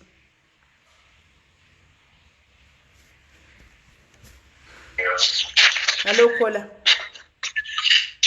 Hello? Muri right here kola. Mupsese tsopali. Muri right kanjani? Kuri sei kusaka. Kusaka nasi kuri kutonhora mbijana sikuri right ako tungotatarika tichende. Alright, inini sisimeleka chigumbu ndeneka chigumbu kadiki kana kangobatirirawo pane last live yakaitwa yaitaurwa na is it Susan aitaura zvelistri yake yekuti ana mapepa chichi sesimbeli. Hey. You makapesera makutuka is it a husband ye mwana wake kuti zvona anokunyepera ichichichichi ngataure chokwadi chichichichi chigumbi icho to be honest sesimbeli ndakatsamwa because I didn't know the reason yekuti maimutukire. So chigumbi ichocho zvakandirwadza, to be honest. But hatina kumutuka kakola papa inchamunoti kutuka imimichi. Izvozvo maita sesimeli kuti anokunyeperai but 1000 this and that. But kwandiri nini ndaitaura zvinhu zvandoziva zvinoitika muno because ndogara kuno. I was saying the truth, the honest truth. Because I know how we manipulate inzwai sisi kana timainini ndine hama ndina mai vangu nina mai vangu nini vari pano pa life so she stays in the UK ndine hama dzaka ndine na mai nina kuda 4 kana 5 ni vana vavo ni ma cousins ti hobo vari ku UK. I know how sometimes we do manipulate them ko kana chida zvangu kuwa cash ndetero zvandaiziva paya atinambotuka but ndakangotaura kuti mama sometimes vana toziva zvatinoita kana tiri kuno. Yeah, but the way you said it, it was like a rude way, rough way. Like very rough, like, oh, I for you, I didn't expect it to mugatori rough way, because maybe they didn't take it nicely as well. But whenever we speak to them one nicely. But so but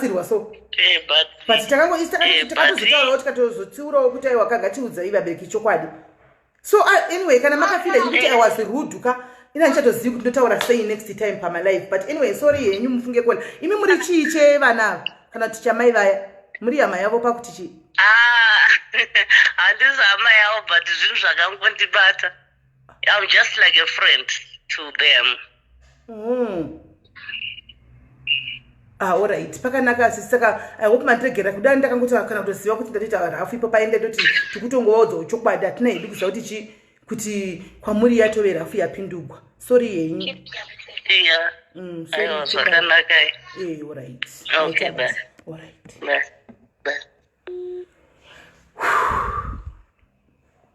Dacha? Lakwa kucha. But anyway guys, that's the purpose here pande zvandawira pano. Kola hello. Kola hello.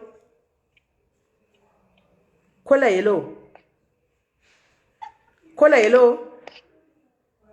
Hello. Muse. Muri right here call. Hello sis. Ndiri right shang. Muri say. Ndiri right. Koma chinja voice nda. Muda kusazikana kuti ndimani. Muda kuya muri hide. Ndiritatenda ndiri kuchema nekupinwa kuti ndakangokumbira kuti ndokumbirawo basa rekupina makomenti. Iwe tatenda nyaya yekupina makomenti unozati kuti ukwanisa kupina makomenti unenge waita adhimini. Zvinotora nyaya dzavanhu ufamba nadzo hazviiti tatenda. Aiwa nini atina handidagona handina hana zvingazondinetsa. Handitika. Aiwa thanks mningi like this. Assisibly, the other thing is I'm going to shout out pamudaidzira mazita. Tatenda Molini. Ndogara nchidedzera iwe ndio mna ndodedzera manje. Tatenda ndio mna ndodedzera. Asi unenge usingazvinzwi. Maybe ndakuita selective hearing and sizoti zviri kufamba sei. But manje ndingotaura chero sara ndanonga ini rangosvika para ngotoka kuyendora ndotanga ngononga iro ndotaura ini. But anyway andisarudze. Munhu wese kana ari pana apa kana ari pano munhu wese ka aiwa tinongotamba tise tichingoseka. Saka zvimwe zvinhu musazvitore serious vasikana. Aiwa handanzwisisa zvangu. Anyway chekupedzisira ndada ngoita shout out ku team UK. Cherry Poki, Mugoma Gordon. Munchidzosawo mugroup ka guys ndine stress saka ndakambobuda but ndadzoka mugroup. Unotoziva kuti uri munhu wenyama neunotomboitawo stress naye. Chokwadi. Vari kuzvinzwa vacho kudzosera mugroup. Thank you so much. Okay. Bye. Sure. Right, no, it's fine guys. Munhu akutaura zvaanofila. Handiti muzati vanhu takasiyana. Vanhu takasiyana guys. Some people we can take takato zvinoitika guys. Atotaura aita zvakanaka taura mafiliro ake. Kola vapesera kubva uko. Aita zvakanaka taura the way she felt because ndo zvakafila. Handiti taura kuti munhu ngataure zvaanofila. handataura kuti munhu ngaataure zvaanofila. So kwandiri ninika she's okay. Autaura zvinhu zvaakafilawo kupanguva yekuti I felt it maybe you were a bit rough pamakapindura zvinhu zvakadai handiti maona. So anyway, I appreciate zvatotaura izvo zveshuwa. Next time tichazvibatawo tichazviendelawo nenzira kwayo. Kola hello. Yes, Kola Murise. Zvedu. Inini, it's not necessarily kuti ndine chigumbu, but ndiri kuda kukureminder iwo tuma request twangu twandakamboita kwaumuri. Okay. Just a reminder nje. Handiti. Number one, ndakambokukumbirai chiri kumvenge. Ndakambokukumbirai kuti can you please give us like a live or like I think it was a live here. Muchitiudzawo ma tips and tricks enyu ekuenda kugym chichi healthy life. Sezvo makanaka kudaro. Chido hello. Wandiparira nenyaya shout out hausiriwe. Endiramberawo. And then number 2, ndakambokukumbirai paWhatsApp kuti mutitiro kalive sevanhu vechidiki kalive kachiti tsananguro ma-meanings ekuroora like chishona chacho kuti zvinhu zvacho zvorevei something like that. I don't know kuti mucharangarirawo here.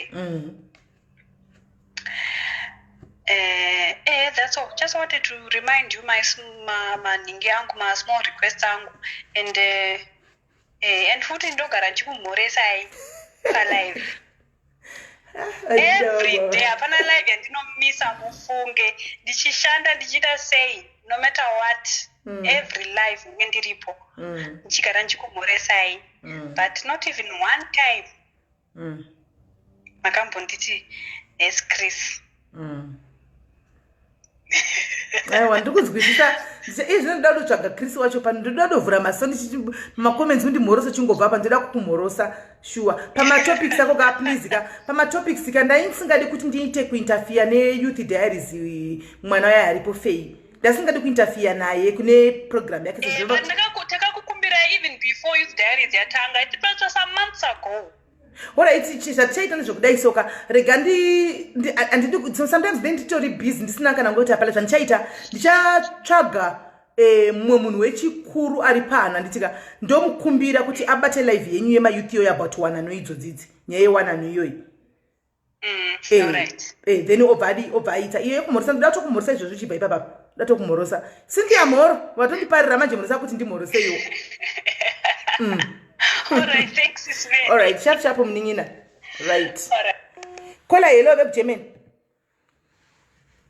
Kola hello. Moro Ismail. Hello, sorry nasina kusapalodi Murise. Murise ndiri kunzwa yangu. Ismail ini ndineka chigumbu mbijana makandibatsira pekutanga pandakataura nemi.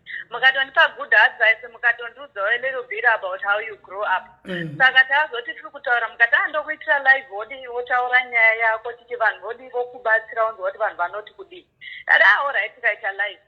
Then musi welive makandibatsira pakuexplaina everything was good but pakupedzisira I thought like you were not fair nekuti tapedza nyaya vanhu maadvice avaipa maibva sezvinhu zvakatoitika yekuti ndaida at least dai ndakaita mukana wekuti nditaure ndichivaudza kuti zvinhu izvi zvakadi zvinhu izvi takatomboedza kuzviita in that way ndikadai ndakabatsirikana saka handina kukwanisa kuti ndinge ndichipindurawo vanhu vaipa maadvice. Teresa Mhoro makatilaini ratiri kushandisa laini rafona ndiro laini racho ratinoshandisa saka ratowanza kuti vanhu mufone saka handina kukwanisa kupindurawo vanhu vaipa macontribution avo padambudziko ranga riripo.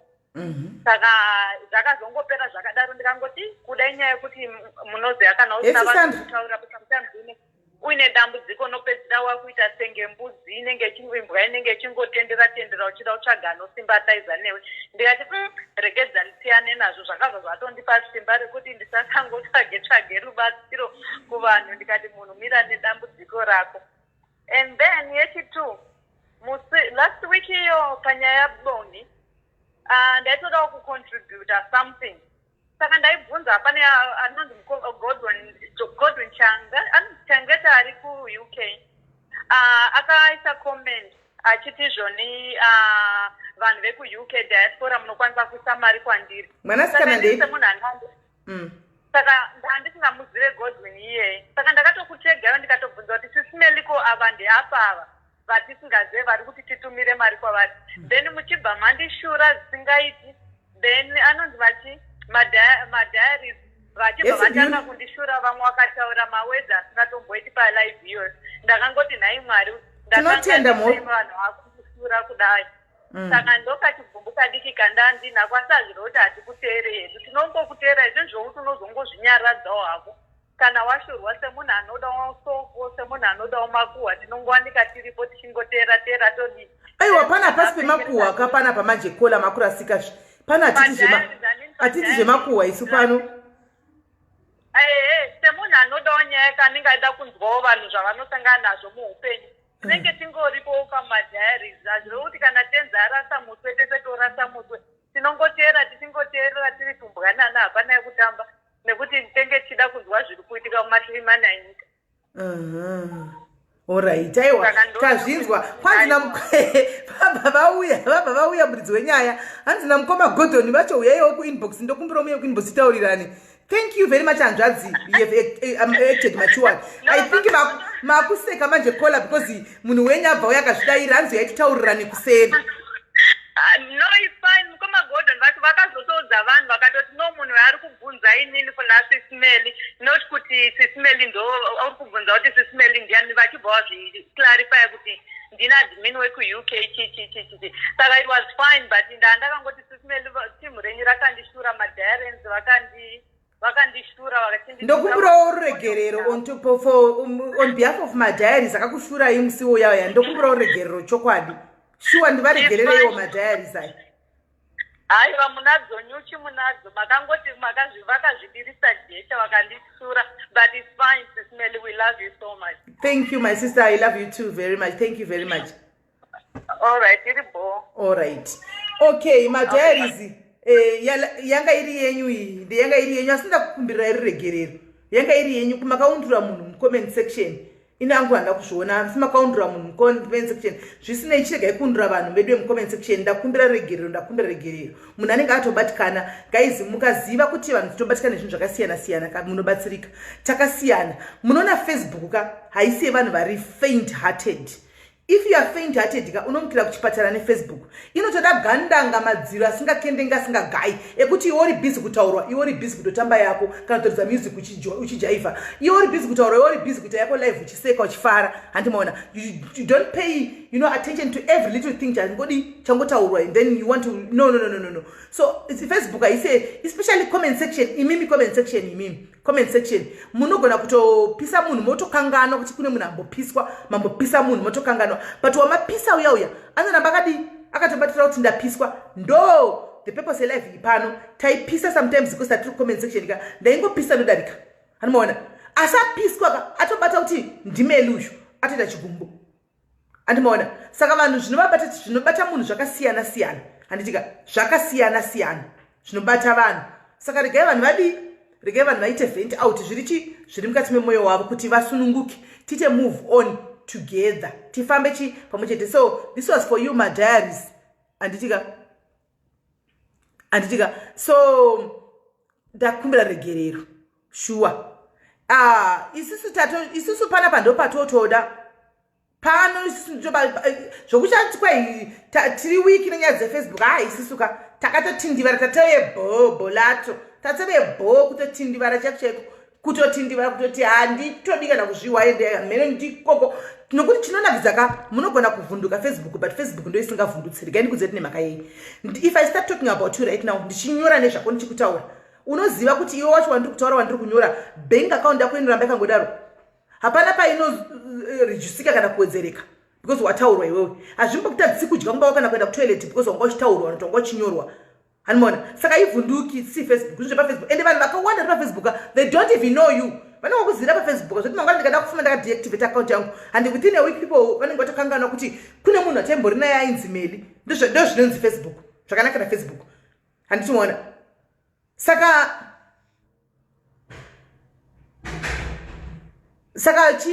asi zvinototombotora serious because takangounganidzwa pano zvakungosangana pano. You can't treat chigumbu very way. You can't keep chigumbu and you can't treat chigumbu because chinodla iwe amene ako vanhu vanongochita zvanongochitira vanongoendera mberi life yavo vachingorarama as normal zviri very normal. Iwe ndio unongochitaridza kupenga kwako, ndio unongochitaridza ubenzi hwako, ndio unongochitaridza unhu hwako kuvanhu zvauri kuvanhu. Handiona so musanya kubatikana. Anyway regai tione munhu wenyaya welife auya here guys.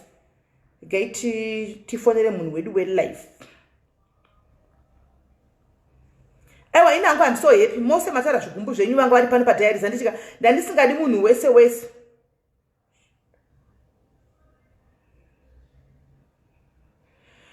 Ndandisingadi munhu wese nanchida madiaries atoda kuti tifambe tese. Alright, uya ari kutane nyaya yake. Alright, wada rubatsiro rwangu aisiye padiaries, aisiye kuya pano. Chirega indi uya tomirira uviriga titomufonera. Tichinzwa nyaya yatouya ishi.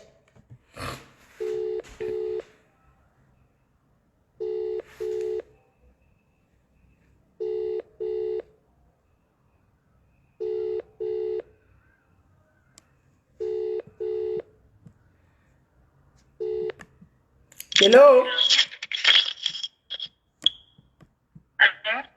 Muri sei maini? Ndiri right muri sei?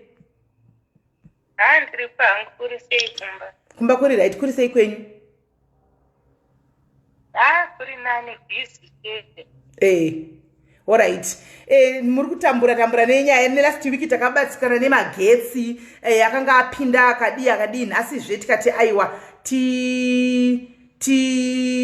titaure nezvayo handitika nyaya yenyama kauya nayo saka tauyawo pano kuti tinzwe kuti nyaya yenyu yakamira sei zvakafamba sei.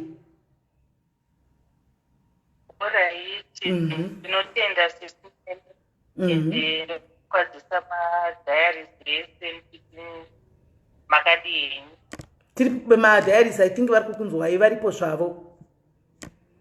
Alright.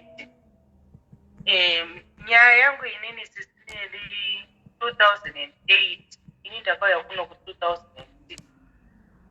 2006. Saka ndakazonyatsowana basa 2008. 2008 muna January. Mwedzi uchingopera muna January ndatova pabasa. Hanzvadzi dzangu dziri 2 dzaiva kuBotswana. Saka vakabva vaita accident kuBotswana. Vaiva vari 4 mumotokari. Hanzvadzi dzangu 2 negirlfriend yeimwe hanzvadzi yangu mudiki. Saka hanzvadzi yangu mukuru akabva asira ipapo negirlfriend yehanzvadzi yangu mudiki. Saka ndakangotumirawo mari nokungoorganiza kuti vatakure mabhodhi zvikambonetsa zvikanzika vapisirwe ikoko mari yaramba ukwana but I try my best batanidza nevamwe bamunini vangu munini womurume wangu akazoshayawo hake after tatakura mabhodhi akaenda kumusha. Vasvika kumusha kuye girlfriend yemukadzi yehanzvadzi yangu akanga asiri girlfriend vakanga vatorambana. But paakatizira before vaenda kuBotswana akatizira achiti ane nhumbu. Vazozviona kuti munhu yanga achinyepa chichi and aitonzi aimbogara nemumwe murume kuBotswana ndobva asiyana nahanzvadzi yangu ati iwo wakandinyepera kuti une nhumbu but hauna nhumbu ndobva vasiyana. Hanzvadzi yangu mudiki ine mukuru bva vatorana bva vaenda kuBotswana. Saka girlfriend vaikanzwa kuti vanhu vaenda kuBotswana ndobva atera ikoko ndofunga aizivawo kwavaigara here, ndofunga vakangononyengetedzana ikoko here, chii hatitozivawo kuti chii chakaitika ikoko. Saka vakazopinda motikari vese vakuenda kutauni. Takazofonerwa kuri kuseni nekunzi vanhu vashaya girlfriend nabamukuru. Saka vazoenda kumusha, hama dzegirlfriend idzi vakatisa hatitore mutumbi wedu totoda kuti mutibhadhare. Vakati vanhu avanga vasingadanane, mwana wenyu ndiye aingoteerera, but unoziva kuzofanangurira vanhu. Aitika zvakadaro havambonzwisisa. Ndobva varamba kutora bhodhi yavo. Nyaya ikaenda kumapurisa, mapurisa akatitaurira naye. Mapurisa akatitaurira naye, but vakatadza kunzwisisa. Nyaya ikaenda kwamambo. Kwamambo kuye ndobva vanzi Joni ataurira naye. Ndobva vataurira nabva vatadza kunzwisisa. Ndobva vatora mombe, vapinda mudanga ndobva vapinda mombe 4. Saka nzora ichitakurai munhu wenyu nehembe dzemunhu wenyu ndobva varamba. After a week ndobva vazouya, munhu yatovigwa mumusha medu isusu pamwe chete nehanzvadzi yangu iyi, vakatovigwa pasaidi nepasaidi. After a week ndobva vazouya vakati pane zvatoda kuita pakugwa pemwana wedu. Hanzi vakaenda ipapo nezviyo, vakanodyara zviyo ipapo.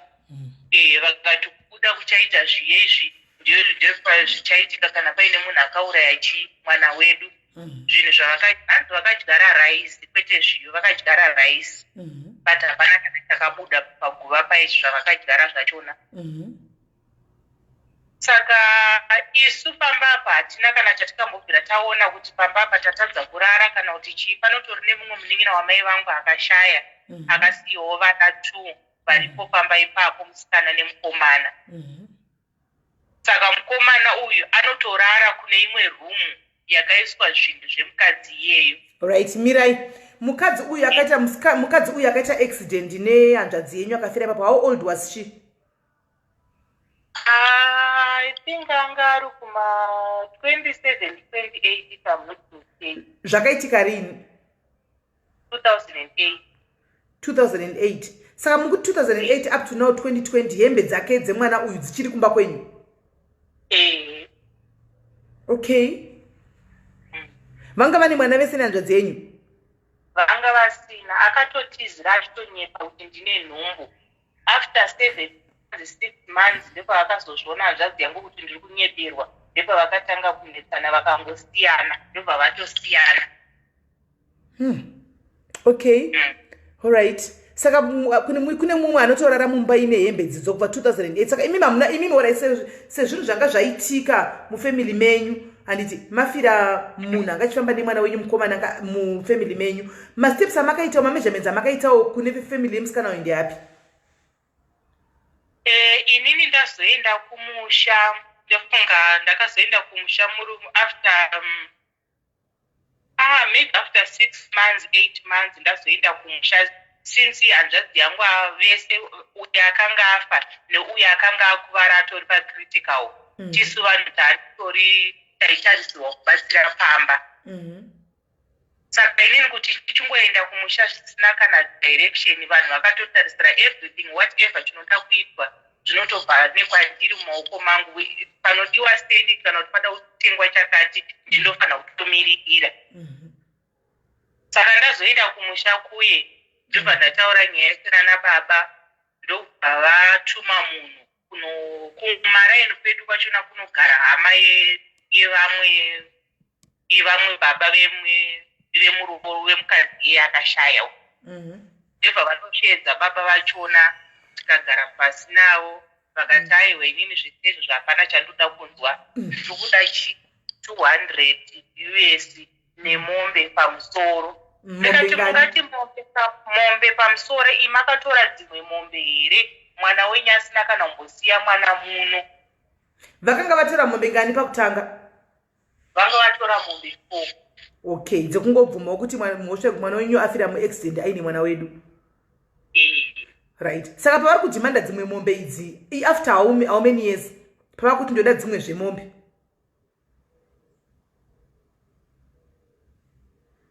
nyaya iyi vakazomboshedzwa futi kanokwana kuita kaduku pa2008 but yakangoperera ipapo pekuti vari kuda 200 yemombe pamusoro. Right. Saka ndobva zvaita sei? Saka ndobva tagara. Saka inini kune vamwewo vanewo kwana pamusuru vanga vakangoti sisi tichakubatsirai totenga mombe yachona toendesa because vanhu vachona apa vakanga zvaakuita kunge kudhonzerana nekuti hanzvadzi yangu akafira ipapo akanga aine mudzimaiwo ane vana vaviri. Mudzimai wenyu uyu akafa ine musikana uyu, mukomana wemusikana uyu anga ine mukadzi nevana vaviri? Bhudhi wangu akafira ipapo pasipoti uyu akanga aine mukadzi nevana vaviri. Alright. Saka vekumusha kwemukadzi uyu vakanga vakutiwo isusu mukuwasho edafa hapana chaanga akatiitirawo, vakapindawo mudanga vakatina mombe mbiri dzanzasara vakaenda nadzo. Yo, saka all makatorerwa mombe 6 zvichamboitika. Sure. Right. Saka vati vari kuda mombe 2 ne200 usachi chakazoitika? Chakazoitika ndechekuti inini ndaingounganidzawo ndichingoti ndiite sei ndikwanise kutenga mombe yachona ndigoitesa, but zvakandikurira kuti ndigone kuchitenga mombe yachona nekuti ndakazotanga kutenga imwe mombe nekuti inini pakashayawo murume wangu. Mwana wangu akanga ari mudiki, akanga aine gore, ndokubva arerwawo nevabereki vangu.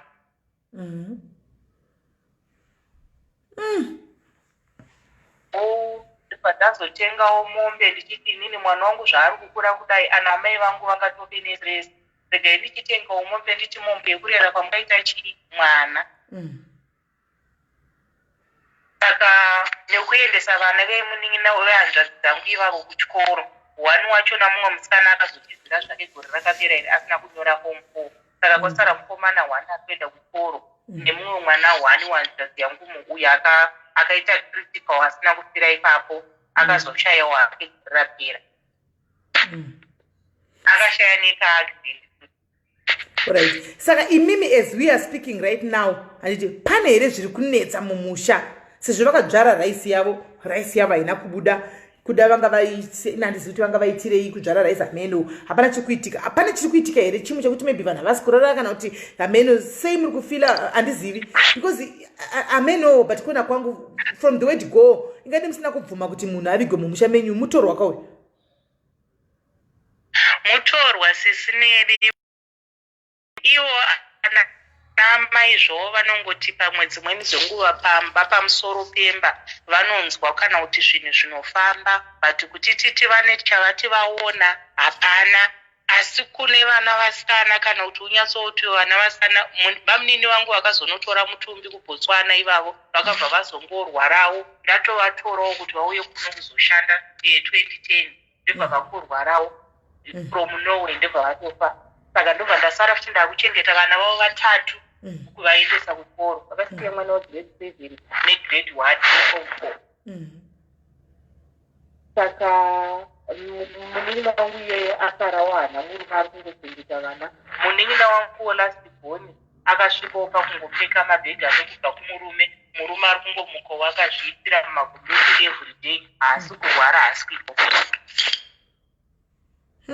Saka zvine chekuita here nemusikana uyu agwe kuvigwa mumusha menyu? Zvinogona kudaro because iye munin'ina wangu paari kuti pese pavari kufamba vari kungonditatisa hembe dzemunhu ari mumusha menyu dzibve.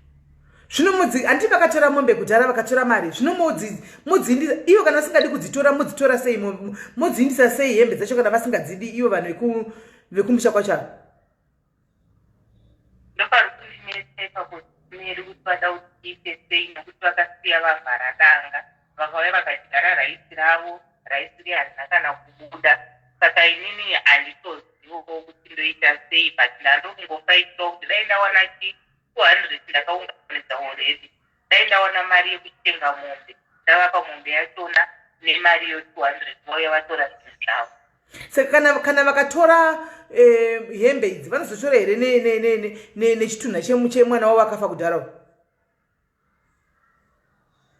ipapo hatizoziva kuti vanongokunura mwana wavo here kana kuti vanongotakura hembe vachienda nadzo because kana muchinge matori pazvese ka vochitakura ka mwana wavo uyu akafa uyu mukaviga mumusha menyu because imiwo chokwadi chero vanhu vakuru vekumusha kwenyu kungoti handiziva kuti shona dzinosiyana here vachibuda mumba everyday vachitarisana neguva iroro remunhu wamusingazivi muto wa girlfriend yemwana wemumusha vanoti guva rani ritori padhuze sisineri guva racho rokuti chero mai vangu chaivoka unongoona musodzi ichingoerera nguva dzese make it worse munhu aitombova nyara dzoti pane mwana mukomana mumwe aripo ndobva aitawo accident korapera ndobva ataya because zvakaoma kuti hanzadzi yangu ite accident nemusikana girlfriend totoviga panapa muchibuda mumba imwe everyday muchiona guva mumusha munoti iguva rani because kana mombe tu maiendesa zveshuwa vafanwa kuti vatore bhodhi yemwana wavo vafukunyure vatore bhodhi yemwana wavo vaende nayo nokuti havangamusii maripa kaimi ngavachitora nemwana wacho vaende naye ende moreover muri kuti akafa neaccident ende paaccident haasiri yega akafa imimi makafirwa offside kwenyu so we can't say kuti paida kuchekereswa kana paida kudii nokuti makatoshayikirwawo even mufamily menyu so handisi konyatso understand hangu kuti nyaya iyi vakamboenda kumapurisa here yakasvika kumapurisa sisineri pamba pakaita dhama munongonzwemi vanotaura daida dzidzisi vangu varipo vachitaura pamba pakaita dhama pezira vanhu vangoviga mumusha imomo because kwandiri I don't know madhiaries kuti mukona sei but kwandiri ka it now sounds like ningirikiri like inonzi chi blackmail hanimona it's sounding like blackmail now kuti vanongodzoka pavafunga after some 2 years 3 years back down the line vodzoka voti tikuda mombe hanimona vosiya futi hembe dziya vodzoka zvoti tikuda mombe nemari vopiwa asi hembe vachingosiya apa chituna makore ari kufamba pane 11 years kana munhu yavigwa mumusha menyu because vakafa 2008 muna January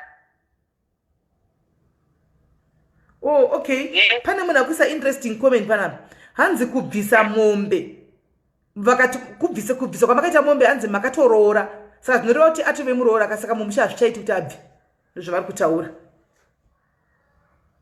kana zvisingaite kuti abve kana vari vanhu vanoda kutaurana nevanhu right pane hanzi you should have given it to police hanzi dei makaita kupolisi akaitwa state burial kupolisi pavakaenda munhu achangofa vakanzi chii vakaenda kupolisi mapurisa vakatitaurira naye vakaenda mambo vakauya vakatitaurira naye pezira ivo vatorana mutumbi wavo wachona vanhu mafu vakatongocherwa ari mazhirapo munhu akazovigwa after a week ndepavakazodzoka vachiti pane zvatoda kuita paguva pemwana wedu vakaenda neraisi vakapirwa sahwira vakaenda nasahwira vakanodyara raisi paguva pemwana wavo saka pamakaviga mwana wavo machira makuva pakacherwa ari maviri muchiviga mwana wenyu newavo vakauya here hama dzemusikana hanzi vakauya ini ndakanga ndisipo hangu asi hanzi vakauya mabhodhi ese akanga atorumba mamai vangu ese ari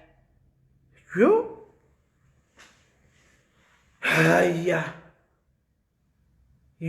saka apa muri kuda vanhu vanokubatsirai kuti muzive kuti muda vanhu vanokubatsirai kuti padiya pazikamo kuti pofambiswa sei kuti pofambiswa sei sisineri nekungoti dai ndandagona kungotenga mombe yacho yavari kuda nokuti inini vabereki vangu ezvinezvi vakura nyaya iyi kana vabereki vakasvika pakufa vese nyaya ikangosara yakadai zvinongosara zvichingonetsa isusu nokunetsawo vana vedu indandiromba kuda kungoti vabereki vachiri vapenyu ndounganidza mari yachona mari ndakaunganidza kudhara 200 tasara mari yemombe chete ndotenga mombe yachona voshezwa voye votakura chii hembe dzemwana wavo nokuti hazikaite 20 years takachengeta hembe dzemunhu akafa kare mumusha medu alright madhairies veduwe kune vanhu vanoziva chivanhu chaiko chaiko kune vanhu vanoziva zvechivanhu madhairies kwete vana vadiki ma2000 imbomirai ma2000 chimbomirai muriona vadiki kana pane vanhu vanoziva kuti nyaya yakafanana neii guys yofambiswa sei because vatambura guys vatoregwa mombe 6 so far hanomaona dzichienda danga ravharwa pachina mombe hembe dzirimo kwavari kufambawo kuri kunzi gadzisai hembe chi dzemunhu uyu hama dzemusikana uyu vari kutiwo isusu hatisi kugadzirisa kutora hembe idzi pasina mombe dzimwe mbiri ne$200 US. Chiuzewo vakazvifambisa sei? Can you please help us them diaries kuti vanozvifambisa sei? Anditi maona. Right. Manje ndoita sei pane munhu akati kwai ndoda ndine nyaya yangu iri similar kune imimi kana madonha anoda kupindawo nenyaya yake emwe. Ndandapinda comment yake. Right guys, 0710101 please uri kuziva kuti tingagona kubatsira kola sei? Ndokumbira mufone ipapo tinzwe kuti vangabatsirika sei kola. Chii chingaitika kuti vabatsirikana apa? Voita sei? How best can we help her? Voita sei? Because it seems as if hamene zviri kuitika. Chogona kuti imbavha pressures anditi, but on the other hand kufamily kune zviri kutoitika ko zvakako kunzi kuri kuine zviri kuitika. Togona kuti imbavha indakatombovabvunza kuti hazvigonere kuti mungotora bhegi riri renhingirikiri remufiri munosiya mango kaenda payadhi ipapo pacho vakati hazviiti. Saka ndisi toita sei? Poitwa sei? Vanonyatsoziva shona please fonai tibatsire umwe wedu tinzo kuti nyaya iyi yengozi iri mumusha iyi zvofamba sei? Hembe idzi. Right, regai tinzwa vari kufona.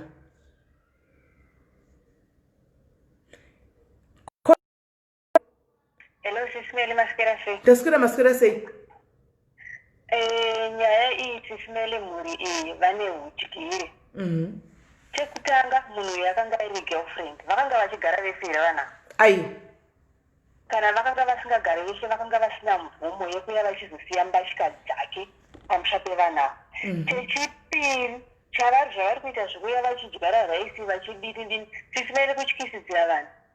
Kune vandakatombonzwa vakaziitwa izvo vachiuya vachicherera mabakatwa vachiuya vachicherera chii kutyisidzira vanhu blackmail chaiyo kuti varambe vachivaripisa kuti nhasi gore rinotoda munhu gore rinotokuda chakati gore rinotokuda chakati. Kana vachikwanisa ngavavaunganidzire zvinhu zvacho zvavari kuda vavape zvinhu zvavape mombe dzacho vabva nembatya dzavo kuti kana musina kutambira mbatya idzi mombe dzacho hatisi kukupai. Ende hakuna ngozi inouya nekuti mwana uyu akanga asina kutizira kana kuroorwa mumusha umu ende haana kupondwa. Itsaona yakaitika. Saka kana vachinge vakwanisa kuunganidza mombe dzacho dzavari kuda ngavabva vaunganidza nembatya dzake vati zvinhu zvenyu izvi kana muchinge musina kutakura mbatya dzemunhu dzemufi mombe dzacho hadzisi kukupai ende hakuna ngozi inouya ngavaende vanozvipisa. Vakazviitirwa vandinoziva ini vakaenda vakanozvipisa Sisimeli hakuna chakauya.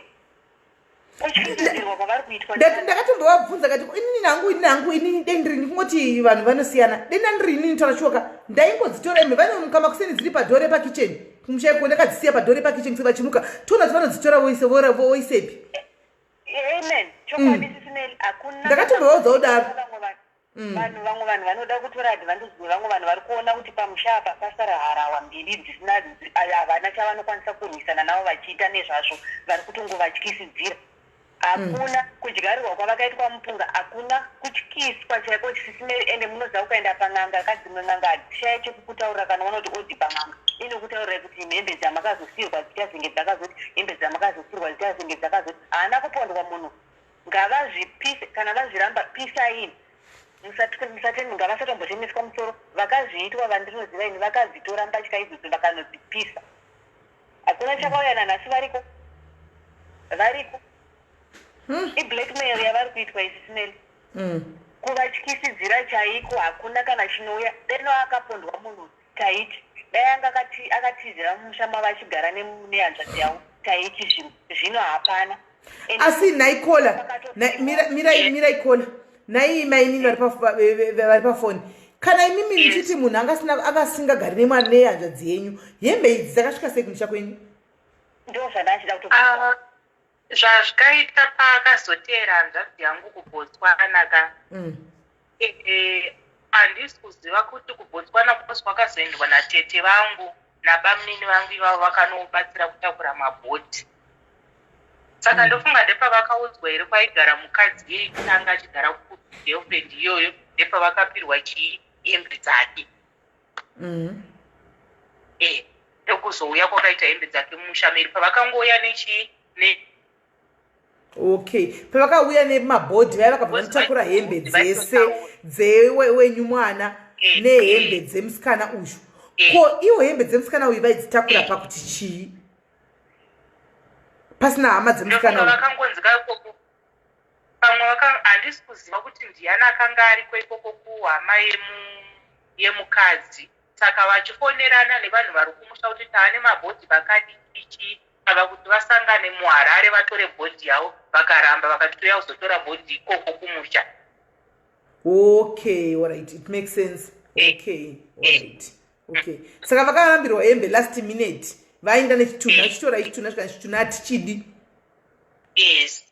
Okay. vakatenge vatowana mukana wekumosha vanhu ava mari vakagara pasi hama idzi dzakagara pasi dzikataurirana kuti ngatisatora zvinhu ende vacharamba vachivafilisa kusvikira hama imwe jesu achiuya ngavadzipise hembe idzodzo hakuna ngozi inouya hakuna kutokutaurirai kudai musambotyisidzirwa kana vakauya vakadyara chii kana dai aive ngozi angadai akamuka kare kare kana amai venyu vangadai vari kutaura kuti ndiri kuona mwana uyu achifamba pachivanze kana kuti ndiri kufuma chivanze chakachairwa kana kuti ndiri kunzwa munhu achifamba mumbamangu zvakamboitika here izvozvo izvozvo hazvisatambozvinzwa asi zvokungoziva something noise pamusoro pemba ngavapise noizi pamusoro pemba chero shiri dzogona ngomara plus onoizi kana kuri kumushawo pamwe vamwe varoi vemurainiwo vanogona mbouya vachimbotestiwa mapawasi pamba penyu vachida kutomboraibvuraza chokuti panoyambukika here musambotyisidzirwa vakaramba kuya kuzozvitora pisa endai munozvipisira kunze kwemushawo mubva mapopota kuti isatisi takakuurayai wakafa yakanga iri tauni ende dai yakanga akapondwa akadai akadzoka kare kare zvisinei hanzi koti nemapurisa vakati endai munotaurirana ndozvavakataura namambo vakati endai munotaurirana even namambo wachona saka pakuzonotaurirana apa ava ndopa vakaclaima kakumombe folk apa nemari vakapiwa first time zvineko zvino ko first time imi pamakawa pamombe 4 nemari makadibva machingwenisa nehembe ipapo nai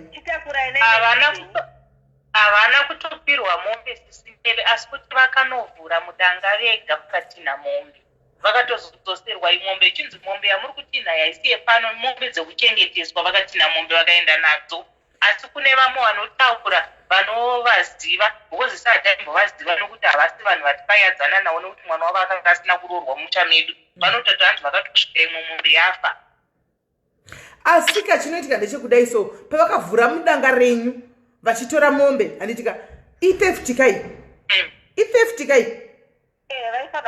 maiva wakumasungisa because handingangosviki ndovhura mudhore kumba kwenyu zvosondototi kwai just because pane ngozi yakaitika ndotosvika ndovhura dhore kumba kwenyu ndototora matv nemibhedha imototi regai vatore vaende itheft dei makaripota ipapo but anyway dei haichabetsere haichabetsere plus since pambari vanhu vambaitika nyaya dzakadaro mapurisa anga akutongotiwa iyi nyaya iri kunetsa vepedzera naye right saka topafambisa sei hapanawo here vanhu vanoita zvechinyatsova vanhu zvechivanhu vatiudzewo because macomments ndikuona machiti pisa imi vamoti aiwa musapise zvinonetsa mangwana hatizivi regai timbonzwa kola thank you very much for calling regai timbonzwa moto vanoti kudii allright bye bye right guys tine vanhu here vanda zvechivanhu vanogona kutiudzawo kuti ngozi death yengozi iyi yakamira sei zvinoita here kuti zvinhu zvinokandiwa payadhi votisa kana kuti vopisa kana kuti kutotsvaga mari voendesa pamwe chete nehembe idzi zvofambiswa sei please help kola hello sisi Mary Marise masara sei mama taswera yedu kutaura tingangotaura nyaya kuitika yakaitika asi regai nditi munhu kana usiri munyaya yataurwa namai ava it's easy to say pisai ndai munosiya makanda padhoo ndai munodai ngatiregerei kukanganwa kuti guva remwana wavo riri mumbau ende hembe dzemufuyu dzichiri pamba pavo inini zvandinofunga zvavangaite pachivanhu dzimwe nguva bvuma kupusa mukati meupenyu true very true dzimwe nguva bvuma kupusa zvavakati vanoda kumbe 1 $200 zvavanoita vanosumuka voenda kwasabhuku wavo ivo kana kuti kwamambo womudunhu ravo It sounds like vanhu ava vanenge vanga variwo kumusha kumwe chete from what I've heard. Kana vasumuka vaenda kuna Sabhuku vonoti ndo zvatakarequesta. Sabhuku in turn wotsvagawo Sabhuku wekumusha kwaibva musikana uyu. Unosvitsa shoko kuti zvamakataura takazvinzwa. Taaredi kuripa mombe nenhingirikini ne$200 iyoyo. Sabhuku ndiyo ozodeedza vanhu vekumusikana uku otaura navo. Porongwa dheti rekuti Sabhuku nevanhu vake vekumukomana naSabhuku nevanhu vake vekumusikana vosangana. Zvinhu zviya zvichinobviswa. Handiti. Asi panotaurirana maSabhuku apa ndinodavira kuti maSabhuku vanhu vane wisdom. Vachataurirana kuti ibvai matipa kuti munhu anonotora hembe. Nekuti vakada kunobvisa vega ivo pachavo mombe iyoyo ne$200 ka. Vachapedza kurarama kwavo kwese vachingonzi takuda imwe mombe, takuda imwe mombe. Vakaenda kuna Sabhuku, waona Sabhuku uyu. Kwana Sabhuku nyaya dzinonyorwa pasi. I think ndo way forward yavangaite. Ngatiregerei kunyengerana tichiti endai munodzigandira pamusuwo, ibvai manorasa, ibvai manodai, muchibva madai. Ihembe dzemumwe munhu anotione mutupo wake, ihembe dzemumwe munhu akabvawo kumusha kwake kwaakabva. Kunyange pasina chiri kuitika iko zvino. Zvinhu zvichiri zvidiki mombe 1. Mumakore anouya, magenerations anouya. Vazive zvavanenge vatimukanga vatirai kumbogadzirisa asi vachienda tsuru Sabhuku wavo kuti akondakte Sabhuku wokumusikana. Ndo zvandinofunga apa. Right. Yo, yapakaipa. Regai tinzwe vamwe. Thank you mama. Regai tinzwe utomoni kudi. Okay. Pane nyaya. Hanzi ngavatoita izvozvo zvemombe izvozvo zviri kudiwa idzodzo. Kana voenda nadzo voenda kwaSabhuku wavo. Sabhuku wavo unonyora pasi votongoine nehembe ka1 kuti zvitorwe zvipere. But yo, regai tinzwe. Kola hello. Hello. Hello hanzvadzi. Inoda kutopfungwa dzangu panyaya munayo. Ndinoona vanhu vari kufokasa stereki nenyaya yekuti hembe, asi vari kusiya effect yekuti vakaviga munhu asiri haba yavo mumusha umu. So ini mafungiro angu and maziviro andinoita culture yekumusha kwedu, ipapo pakatoitwa era, ndo era yekutanga yekuviga mutorwa mumusha mavo, which is ava vari the other family nemunhu wavakavigwa kumutorwa. Chiri kudiwa ndechekuti dai vagara pasi, ndoona kuti machifu vakadhila nenyaya hanzi maSabhuku pakatoitwa era pakakanganisika because havana kukwanisa kutoga nyaya zvakanaka zvaisatombofanira kubvumidzwa kuti mutorwa avigwe mumusha umu. Saka now since pari kutaurwa zvekuti kwasara mombe 1 ne$200 zviri kudiwa, ava pavari kunobvisa mombe 1 ne$200. Mombe 2 ne$200. Alright, mombe 2 ne$200 kana zvichinge zvawanika. Let them hold mombe 2 ne$200. Matalks oitwa ekuti mabhonzo emufi nehembe dziye zvitange zviri kubviswa, so that mumvuri wemufi haurambe uri mumusha mavo. Then vobhadhara zvavari kufanira kubhadhara uyo achinovigwa kumusha kwake. Ndo maonero andinoita nyaya. Not kuti vanotanga vabhadhara vozopozonzi matalks oitwa after. Ndikuona as if pachaita a lot of blackmailing icharamba iripo kuti vacharamba vachingobvisa vachingoripa gore negore. Ndo 2 cents zangu. Okay, right. Thank you very much Kola. Regai tinzwe kuti vamwe vanoti mirai tinzwe. Alright. Hello hanzvadzi pane mifoni +44 hello. Maswera sei? Maswera sei? Maswera bo. I think ndinonga pane current issue ka current case iripo zvataurwa na previous caller. That's more or less what I wanted to say. However, ndaida ngotauro in general ngobatirawo nekudzidzisa vanhu kuti ndaona vanhu vakawanda vachibvunza kuti nyaya yengozi chii.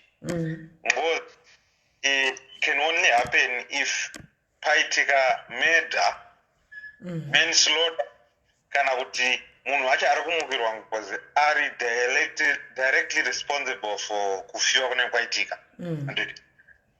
Accidental death yekuti kana kuti mamuri mumota mese does not apply. Even kare chaiko mota asati dzaveko, mabhazi asati aveko, kwaitomboitika accidental death yekuti vanhu vaenda kunovhima.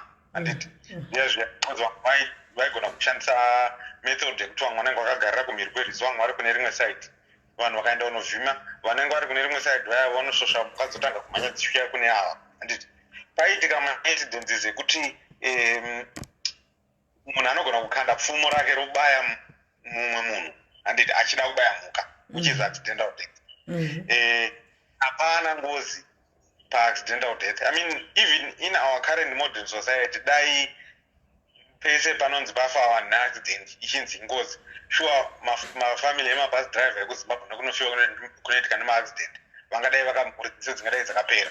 Kana iye muridzi webhasi, kana iye muridzi hati bhasi rauraya vanhu nderake. Ya, saka vanhu vanofanira kunzwisisa kuti kana paite accidental death hapana ngozi. However, vanhu vakawanda vemuhurumu vanozviziva kuti vanhu havazvizive and they take advantage. Ndo situation yakaitika. Aiwa, anzvo adzimirai ndikorekte ipapo. Ngozi kuvepo zvayo yakatovepo because of chitunha chavakaviga chavasina rudzi nacho mumusha mavo ichi. Ndizvozvo ndikutaura before that ndisati tasvika ikoko. Saka zvingadai ndezvekudai so because kumochari chaiko hakuna munhu anotorwa, hakuna munhu mutumbi unotorwa nemunhu asiri hama yake. Handiti. Saka vakabva mutumbi kuzoona vangadai ivo vakatora mutumbi wavo chete vasina kutora kumwe mutumbi uyu because haisi hama yavo. Ndo pakatangira problem. Now vauya nemutumbi uyu pavanganga vawirirana kuti zvoni tinozosangana mutauni totora mutumbi, vangadai vasina kubvupinda nemutumbi wemutorwa mumusha mavo. Aidha vakatoenda vakanosiya chitunha uro vakatsvaga another means dzekuti chitunha ichi chemutorwa chisatombobva chakapinda mumusha mavo, because mukangodzimira maallow that, like the previous caller has said, now maunza spirit yemunhu, now mamuiga mumusha, yatova problem as it is. Saka, so far right here, as the situation stands right now, what best can they do? Vangaita say mutumbi munhu mufi uyu either anofanira kuitwa exhumation onovigwa kumusha kwake, handiti, kana kuti panofanira kutoitwa chivanhu chakasimba chekuti veukama havazo spirit yekumusha kwavo iyi vaialawe kuti ireste, which is why I say I agree with the previous caller kuti zvapaine mademands aripo based on the current scenario yekutoti munhu yakatovikwa kumusha mavo, they have to cede to those demands. And vasowirirana voripa masabu voita involved and then you solve like that. But in that ndachingotaurira ngoitira in future if it ever happens to any one of vanhu vari apa vari kuteerera kuti imimi musambobva makabvuma kuti mutumbi wemutorwa wapinde mumusha menyu kana isiri hama yenyu, musambobva makabvumidzwa kuti munotora chitunha chemunhu asiri hama yenyu kumochari mwainacho mumusha menyu, because the moment you do that makuzviexpose. Vanhu hama dzemufi kana dzikada kuuya zvavanoita kuzimbabwe sezvekuti vanonotora chitunha kumochari achichitamba pamusha penyu kuti muvige isusu we are not going to do anything, itori mhosva iyoyo. I know kuti maputa vanotitaurirana because obviously vanenge vachiiti civil matter, it's not a criminal matter, but imimi akutsika madziro kuti isusu hatisi we won't accept. Unogona kubvuma kutaurirana kuti tinogona kukuripai, but musambobva makabvuma kuti mutumbi westranger uye mumusha menyu kuti uvigwe pamusha penyu, because ndo pakaitika mistake yes. Yeah. Hey, all right. Thank you very much, caller. Gaitinzo kuti vamwe vari palaini vanoti kudii. All right. Sharp. Yo, inyaya iyi kai. I mean, ichanetsa. Caller, hello. Korea, hello. Hello, caller. Hello, tete maswera sei. Maswera sei. Maswera. Tinotenda. Nyaya iyi iri a bit tricky right from papakaitika accident. Because at first ask kuna kola kuti they knew kuti hanzvadzi yavo yanga isiri kugara nemusikana uyu ende vanga vasiri kudanana. So pakaitika accident mabodies achizotorwa kuendesa kumochari, right? Panoitika maaccidents panotsvagwa hama yemufi watingati kana kuti next of kin, handiti kana painfowa next of kin, hama dzinozouya dzoratidzwa bhodhi yemufi wavo, then ndo vanozoidentify kuti bhodhi vakutora bhodhi yavo kuendesa whether iri kunyika yari kubva ikoko, like in this case from Botswana to Zimbabwe. Bhodhi ichi muZimbabwe sometimes inokusaya kumba straight, pamwe vanochangaenda futi maybe to another mortuary ngwave anywhere kwakaenda. All those processes zinofanira kuitwa nehama dzemufi kusvika pakuzotora bhodhi. Saka I'm failing to understand kuti ava knowing kuti uyu musikana uyu anga aringoriwo mumota semunhu aingofambwa naye vachitravhela kuenda kwavaienda, right? Chii chakazovapa simba as a family kuti vagone kuprocessa everything kubva pakutorwa kwebhodhi kuzosvika pakunotora hembe dzemufi, and moreover kuzotora bhodhi iyoyo kuti izouya pamba pavo, because this is where the whole thing started. Because kana vakatokwanisa process yese iyoyo, hama dzemusikana they capitalized on that. Vakutoona kuti so they could have taken it sekuti vanhu havanga vachigara vese, ubva vatora uyu semukwasha wavo. Hatizoziva here kuti pakutaurana kwavakaita vakataurana kuti chii. Plus moreover, if I heard well or correctly, hanzvadzi avambotaura kuti musikana uyu akatombotizira hanzvadzi yavo, the guy vakambogara vese. So probably kuhama dzemusikana vanogona kunge vanga vachiri kuti uyu mukwasha achiziva kuti pavakarambana hama dzakaziviswa here zvakafamba sei kuti vakazosiya kuti vanhu varambana havachagara vese. Ende pakutizira kwaakambenge aita initially, pane here anything chakanga chaitwa nemukomana kuhama dzedaiki zvekuabvisana, ingave tsakirai kuno, ingave chii. Izvozvo zvina kuita kuti ivo vakatotora sekuti uyu mukwasha wedu, because moreover vakazowana simba rekuprocessa bhodhi kubva kuBotswana kuya naye mumusha mavo. Saka vakatozitora sekuti vakatozitora kuti vakwasha. Saka vakwasha vedu vafanira kuti ripa, because vanga vasina kutiroorera. You see now. So paissue zoti kunopanda hembe nekuzoita sei, yes, all those things can be done and whatever, because already of course nothing can be happening or nothing can happen even in the future. You see, hembe zinoona kuzosvika pamwe even yangojiwa nemakonzo. But for the sake yekuti even yange since munhu akavigwa pamba, and then even paburial chaipo chaipo vangadai vasina kusvika, vangadai vakaviga mwana wavo chete uyu, even yange dai vaida kunzi ivo ndovavige, vangadai vanomuviga somewhere else, not mumusha mavo. Vafanira even any other cemetery they buy guva ikoko votenga guva, like whether ndekuna mbudzi, whether ndekupa kunana zoro or wherever, munhu wovigwa ikoko, not mumusha mavo. You see now. Saka chakodiwa, like what I think chakungodiwa ndechikuti okay, dzimwe mombe vakatotora kudhara, that is done. Papiwa nemari $200, mari inouya inotsogwa imwe, money comes and goes. So what I think is it's better kuti mari since iri kunzerapo pochikira zvokutsvaga mombe yacho. Kana mombe yacho yatsvagwa voendawo kumusha kwacho vonotaurawo nemachiefs, masabhuku, whoever ma-traditional leaders variko, even whether kana ndevechurches kana depending with what they and what they believe, voita an agreement kuti pari kuitwa process yekuti vari kutambidzana mari nemombe nechii, kubva paitwa exhume the body, yonovigwa uyu unovigwa kuhama dzake.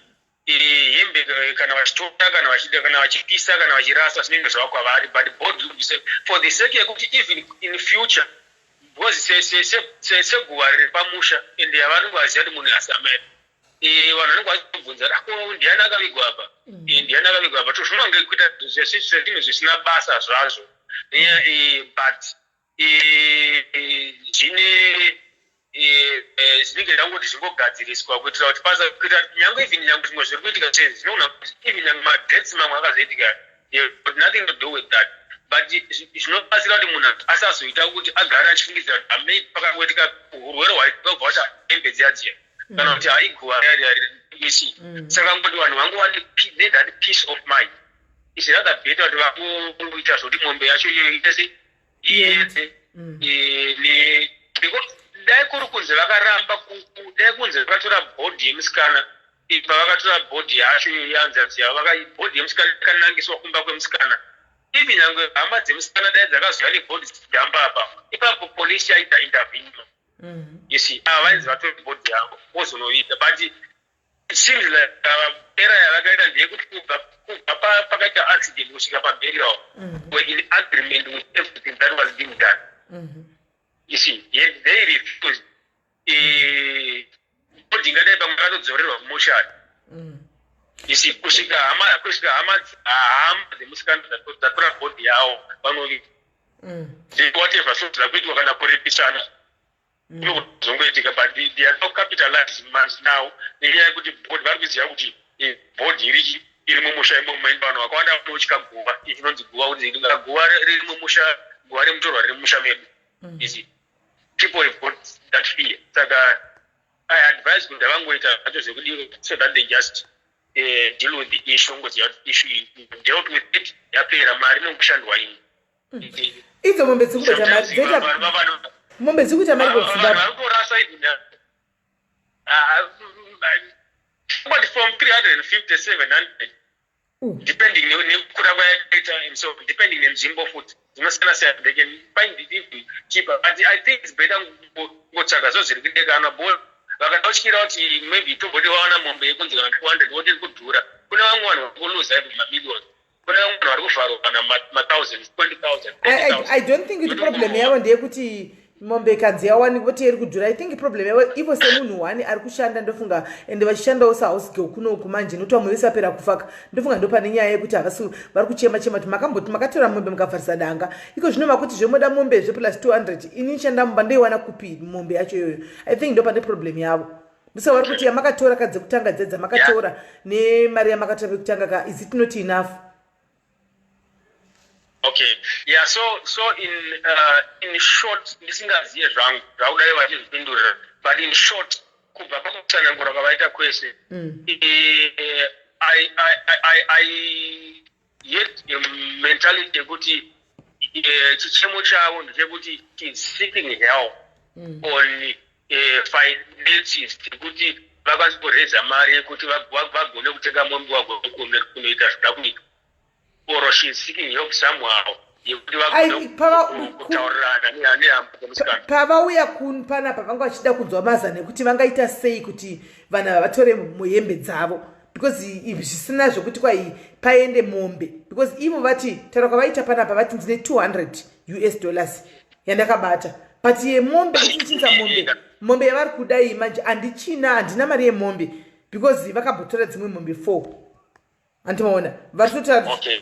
I think okay.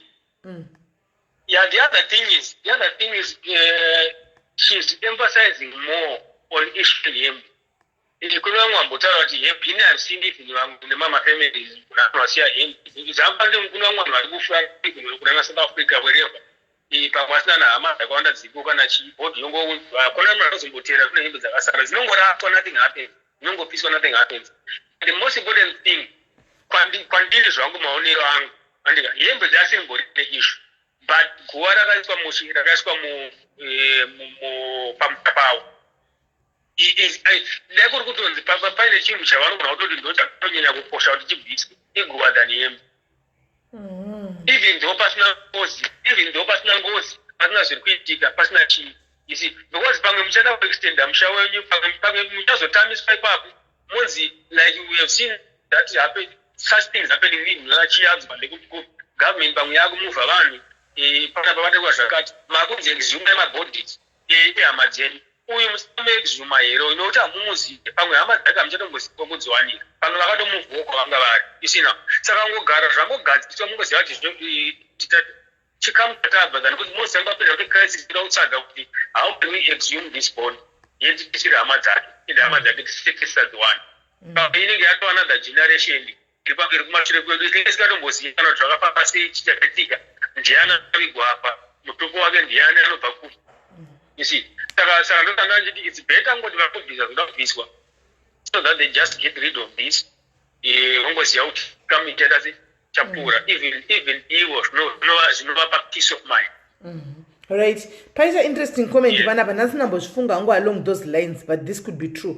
Hanzi ndaonawo sekunge vanga vachikumbira help yekutenga mombe but vakumbira pachikuru. And handisina kunyatsoianalyze analyze zvavataura, but probably uyu Ramili can be correct kuti maybe kutaura kwapita kuti I think vari kukumbira mombe pachikuru.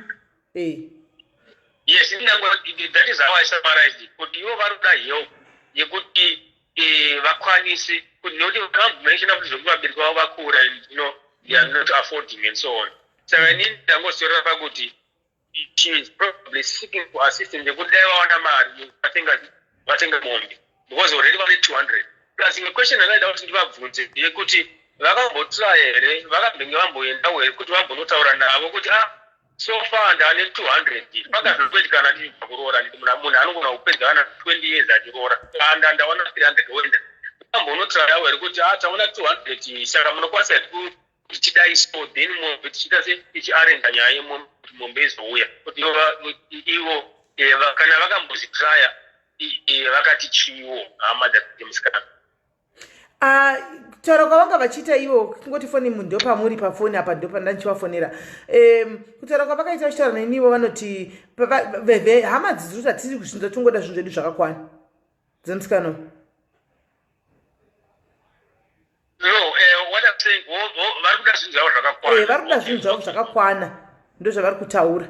Saka ava vachasuti manje voita step because vane 200 ka mombe yacho imwe hapachina handiti maona. Saka kuti vakanzi futi chifa notipai 200 futi ka vanogona kusigwa futi hembedzi tiko tozotora pamuchati pamombe pavanodzoka voda kutora mombe voti hatichadi mombe 1 chakuda mombe 3 muchadi yatove extension munhu muchemano neto for sure achinengoti pakadzoka pofika because whenever paita tuna people capitalize but ndingoyasonzokuita zvangu nekupawo ideas angu andandifungawo plus nekubvunzawo mubvunzana yanaida kuti nyasonzokuisisa kuti zvinonge zvakafamba sei and so on. But pane huge era yakaitika kubva even pakutorwa kweboard they were not supposed to take board yemunhu. Okay. No, thank you very much, Anjad. Thank you very much. Right. Yeah. Kola, hello. Did right, Kanjan?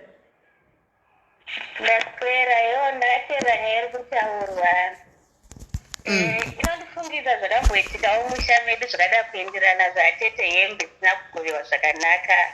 Vakoma varamba vana vakazouya later vakati dzitangidzwe patsva kuva noti zvakuvanetsa. So hembe is something very important kuchivanhu chedu. So hadzidi kupiswa kana kuita chimwe chinhu, but laki ravatori navo ndekuti channel ichiri yakatovhurika kuti pari kudiwa mombe ne$200. Ichannel ichiri yakavhurika because vanhu vakarwadziwawo nokufirwa nemwana wavo havana imwe information nezvakazoitika kubotswana vasisipo. So pane zvakaitika kumashure ngazvitongoita kunge zvakavhaka vatange bhistori ripo yemunhu mutorwa akavigwa mumusha nehembe dzakasara mumusha imomo.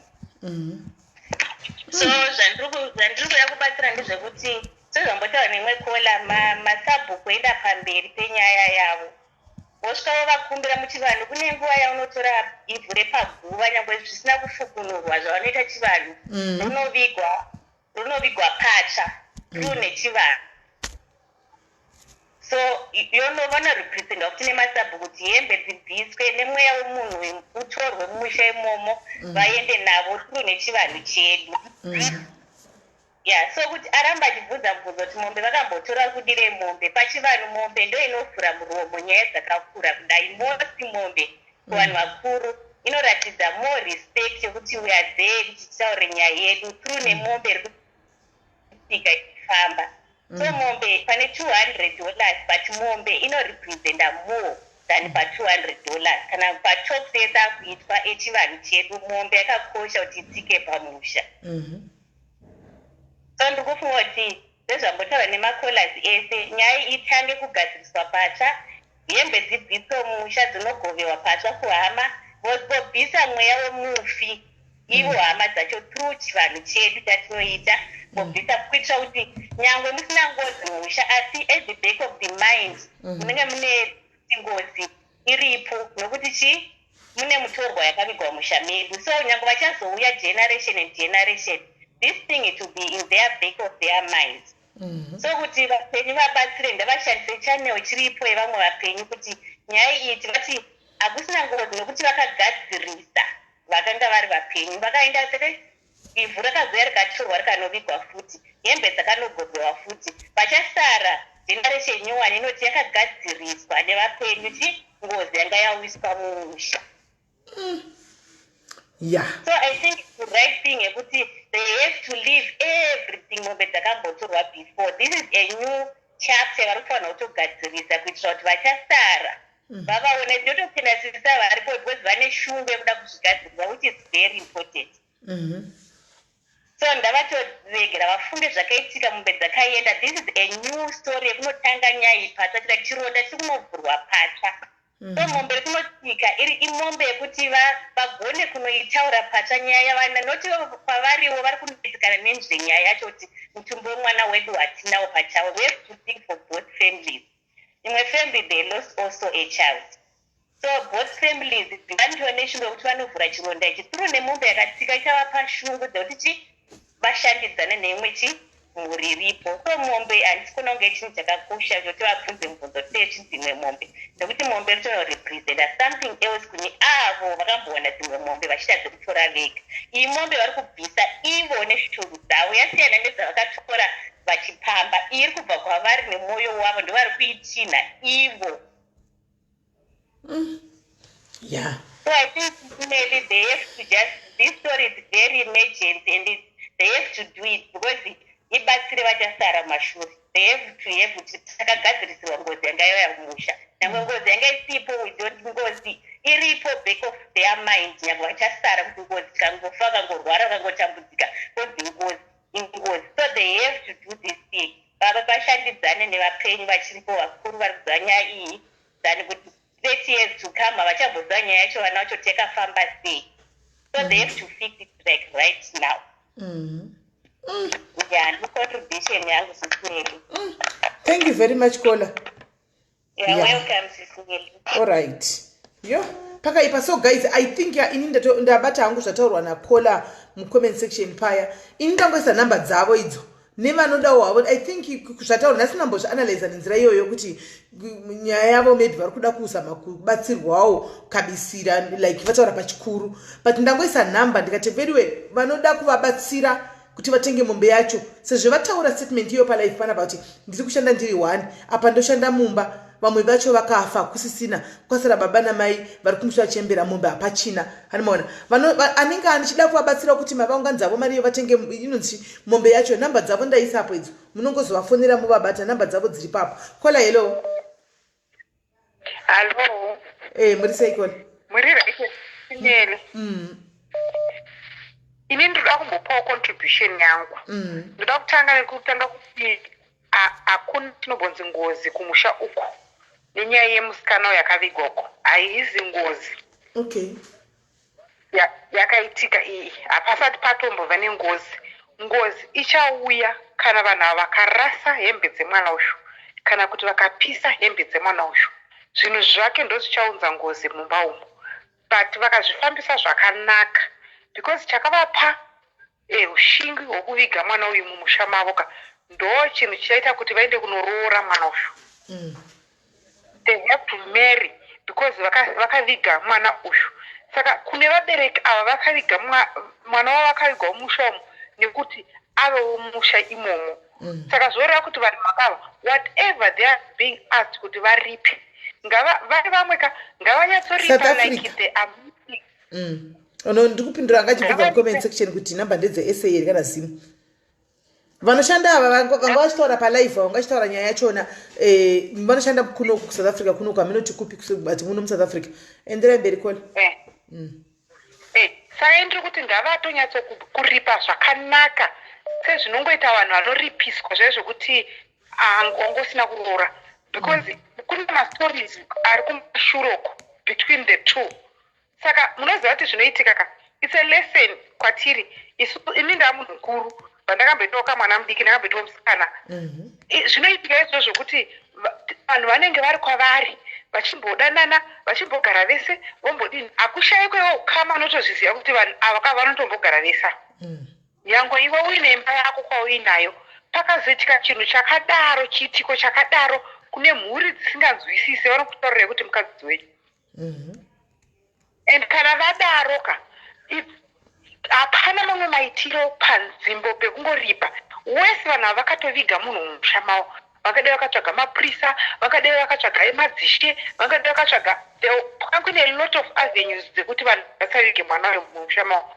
but zvese zvavana kuzviita for a reason yavanoziva vanhu mumusha vanotoziva nyaya yavo yakaita kuti vaaccepte kuviga musikana uyu saka because of that ngavateramire vatsvage mari and zvekuhepwa nevamwe vanhu vasine ukama navo kutenga mombe simeli hazvishande mari dzingadzibve musha mawidzi kana paine anotengesa saanotengesa sanga atengesi vapiwe vawane mari voendesa kana vachindotaurirana kusara nechikwereti asi vanzi varipa varoora hakosi kuripa kuroora vari kuroora guva vana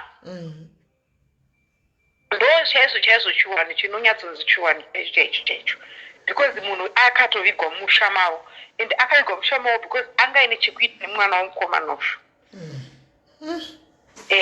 saka zvimwe zvese zvaibhadharwa zvinezvi zvange zviringori vaitamba pai ezvinoizvi because itu havaite ngozi ba mumusha ndochine chinhu vanofanira kuziva haimboite ngozi vasambo zvingangoitike ndezvese zvekuti vanhu vekumusha kwemukadzi kana vari vanhu vanobata-bata vanenge vachibata-bata vachimbokanda mhepo kungokanda mhepo mumusha not kungozi ba it's not this girl but that's mhepo dzinenge dzingovhiringidza mumusha but not ngozi asi ngozi inozobuya chete vakapisa zvinhu zvemwana uyu ngavarege kupisa zvinhu zvemwana uyu varidza si zvavo ndo macontribution right thank you very much kola maita basa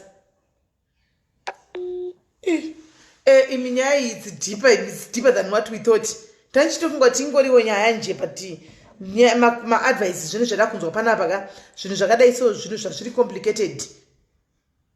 complicated anyway guys I still ask kuti kana varipo vanoda kubatsira waone something number dzavo ndaisa handizivi kuti number idzi ndedzemacalls here direct calls ikauti ndedzemawhatsapp chat handizoziva hangu ipapo but indoziva kuti number idzi ndazitora pawhatsapp yavo pavangu vachifona so if you can handika help uone pachomba wanapo sezvo vataura kuti ndivo vega vatosara vari breadwinner mufamily momo handimaona kana muchingoda kungovabatsira kuti maybe kuda vangaitamira kupa kana kuti une mombe yaunayo ine reasonable price yakutengesa handimaona please number idzi vabateiwo muvabatsirike vangu vapedze nazvo vangonoripa zvinhu zvachona channel yekuzoenda kwamambo iyi vonesa kwasabhuku zvose nehembe nemombe yacho sabhuku ndiyo zonosvitsa zvese zvingochinda ka1 please vabateiwo namba dziripo idzo namba ndaisa nekuti nyaya itori very deep and complicated nachitofunga kuti ingoriwo nyaya njei but it seems as if nyaya dzakadai so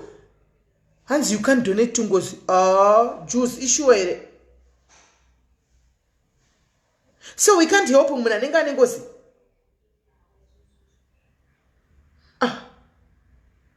saka nyaya iko yakaoma saka zvinhu zvakaoma hanzi you can donate kungozi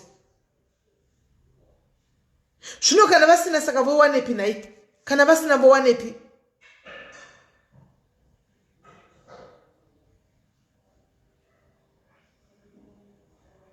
kana vasina vanowanepi naimi kola hello hello sismeli maswera sei taswera sei taswera zveshuwa nyaya iyi hembe dziri mumba kaidzoka chimwe chivanhu kuti chinotaurwa hanzi hadzifane kuturikwa, like kuti kuturika bhegi pamusoro podrop oro kuhenga zviya kumadziro. Vaudzeisisavo kuti vanoudza ana mai kuti hanzi hembe hadziturikwi dzemufi dzinoiswa pasi. Hamena hanzi unozonzi hauna kudzijanzi zvinonzi makadziturikirei hadzizogoyewo.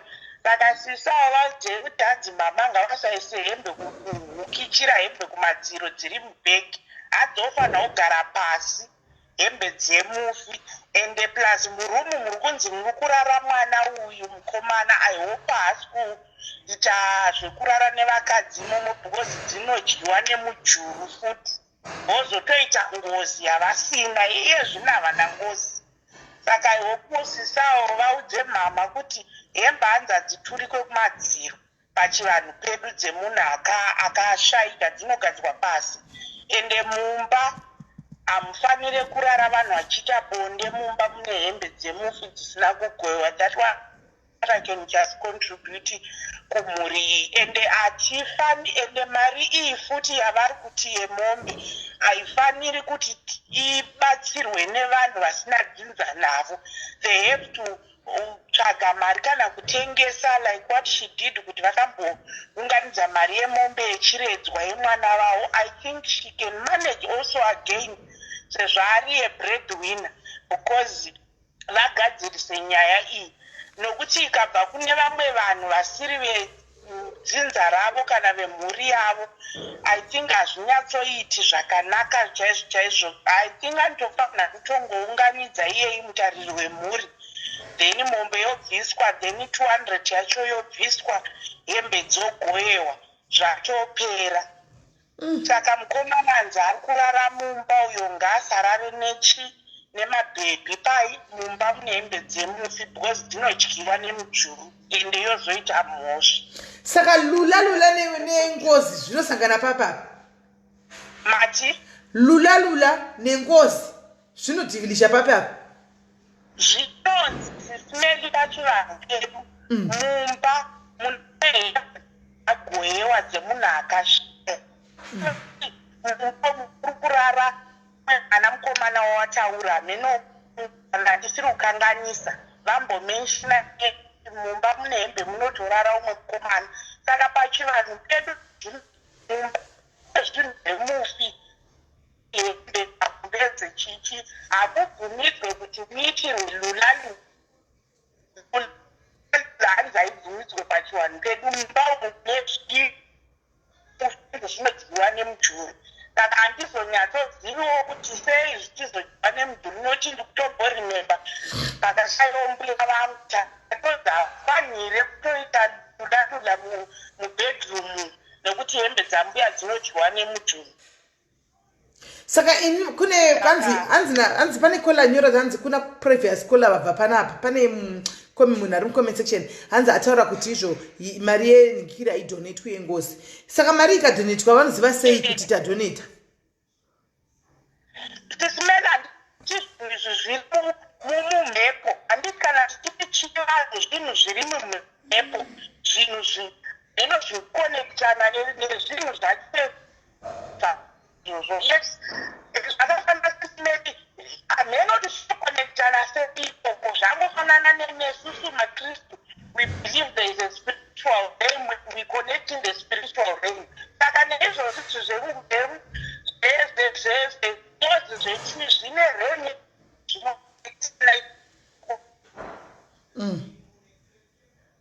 handiti kadi pauna mukomanaanza mumba mune zvamufuri kana kaka mukomanarazva zvimabhebhi anozviitisa ngozi hembe dzadyiwa nemujuru, nekuti hembe hadzifane kuturikwa like kuchirwa bhegi dzinofana nezvechivanhu zvacho tiseli. Datsa muri kuona vanhu vazhinji vaakutiza kuti vanhu vaakuda Mwari nekuti ya zveshuwa because chivanhu chedu chakaoma. Aiwa zvakaoma.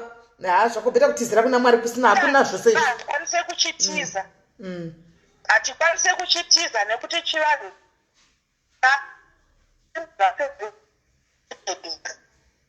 Ismail murare zvakanaka.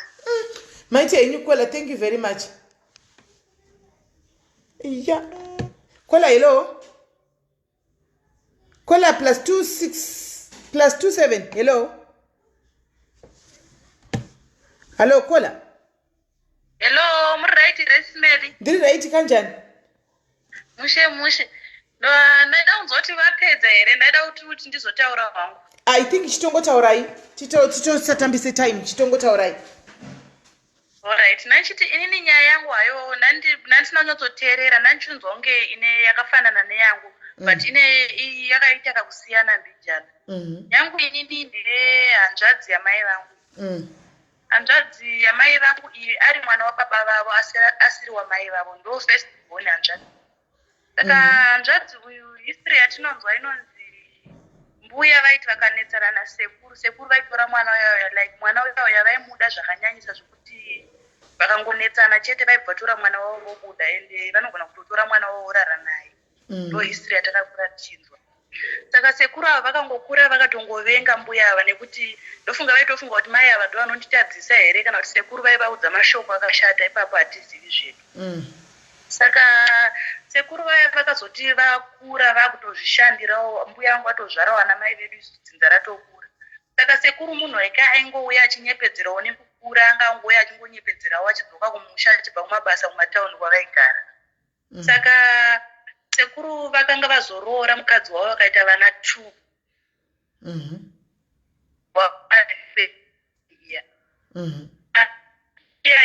Vakaramba kumusha kwavo ikandobva mwana ararama zvake. Saka sekuru vanonzi havana kana chavakasapota, ende kunamo kwacho havana kuzomboenda. Vana ava vakazokura vakazouya vakazotsvaga kumusha 3, but vakazouya pacho vanga vatove vakadzi vakuru, varume vakuru, hazvoti isusu tasingavazita takutonzwawo nemazita kuti ndinhingi, but pavakaenda vaiva vati sekuru vasiyana nemukadzi vaigara kumwenezi. Vazobva kumwenezi kuya ndokunotanga kushanda kuchiredzi. Vakushanda kuchiredzi kuya vakanosangana nemukadzi ikoko, asi history inotaurwa inonzi mukadzi uyu anga ari mukadzi wemunhu, aitove nemhuri yake. Saka mukadzi uya ana sekuru vakabva vazoretrenchwa manje. Varetrenchwa sekuru vakati ndoita sei zano nenipi, ndokudzoka kumusha. Pavakadzoka kumusha vakauya namai ava. Mukadzi uya wanga vatora kuchiredzi. Saka mukadzi uya vamutora kuchiredzi, sekuti sekuru munhu yaanga asingadi kuudzirwa zvekuita, munhu uya aitongoti inini pamusha pababa vangu imwe yai. Saka sekuru vakauya, isusu tikutorememba kuti aivepo pamusha, ndobva vatosvika vakati handichadi kana kuona mwana womukwasha panapa, handichadi, vana vese ndobva tatombodzingwa zvedu tikatomboenda kumamisha kwedu. Ndobva tazodzoka papaya mai vedu vatitevera vakati ni vana vangu vanogara, handiti vana vangu vanoita sei, vanodzingwa pano, ndobva nyaya dzagadziriswa. Saka sekuru vakasvika vachinogara mukitchen, mumba manga vakavaka nemukadzi wavo mukuru uya wekuenda akanoshaika uya. Saka mukitchen imomo ndo makatombogara semunhu akauya ane tumari twake, ndobva vanotaura nevanhu vemuvillage svika ndikudawo kutsvagawo stand yangu, ndobva vapiwa stand yavo vakanozvivakira kwavo.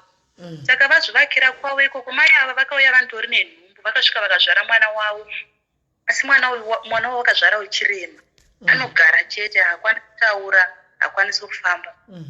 Saka mwana uya vazozvara mwana wavo chirema. Saka nyaya chakaramba achingonetsa, achingoti ndinokuroya mwana wangu, chichi munhu aingotaurisa uya aingoveneka kutaurisa.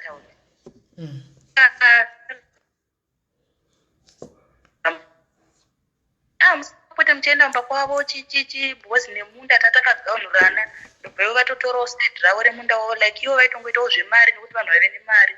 Bhozi 2002 pane nzara yakamboitika, so yekuti vanhu vakatambura nenzara.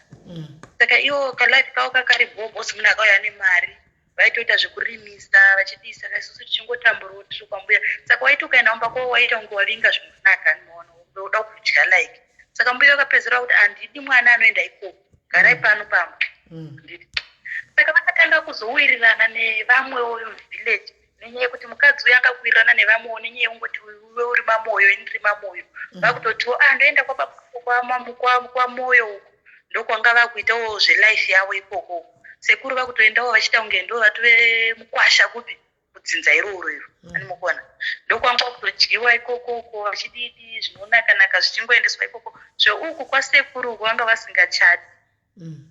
saka zvepei vanhu ava vakatanga kurwara vese murume nemukadzi vakatanga kurwara vakarwara saka isusu taingovaona vakatanga kurwara vachifamba kudzimara vazorara pasi saka vanhu vekumba kwavaienda kuya kuti inyaya yemutupo chete yekuti mukadzi angonzi ndima moyo saka ava pamusha apa vanoerawo moyo saka vekuningira kumba kuya vakazoona kuti marwariro evanhu achate sei achazvigoni zviukamawo ndokuya kumba nemeseji zvikanzi ava varwara kudii handiti sekuru ndobva vaenda vachinovaona uye vakati ine zvekuenda kwenangu handidi ndozonzi ndinota sei ndiri kuvaroya sezvo vakati pavakazvara mwana wavo uyu ndine ndakaita sei ndakamuroya vambuya vazvigarirawo ndobva mwe munhu azouya zvikanzi mugere henyu kuno urwere huri uko hwakanyanyisa saka mai vangu vakabva vauyawo vanzwa urwere zveshuwa kwabhuduku hwakanyanya ndobva vanhu vese vangozosunungura moyo vakati ake mhandi yetinoona vanhu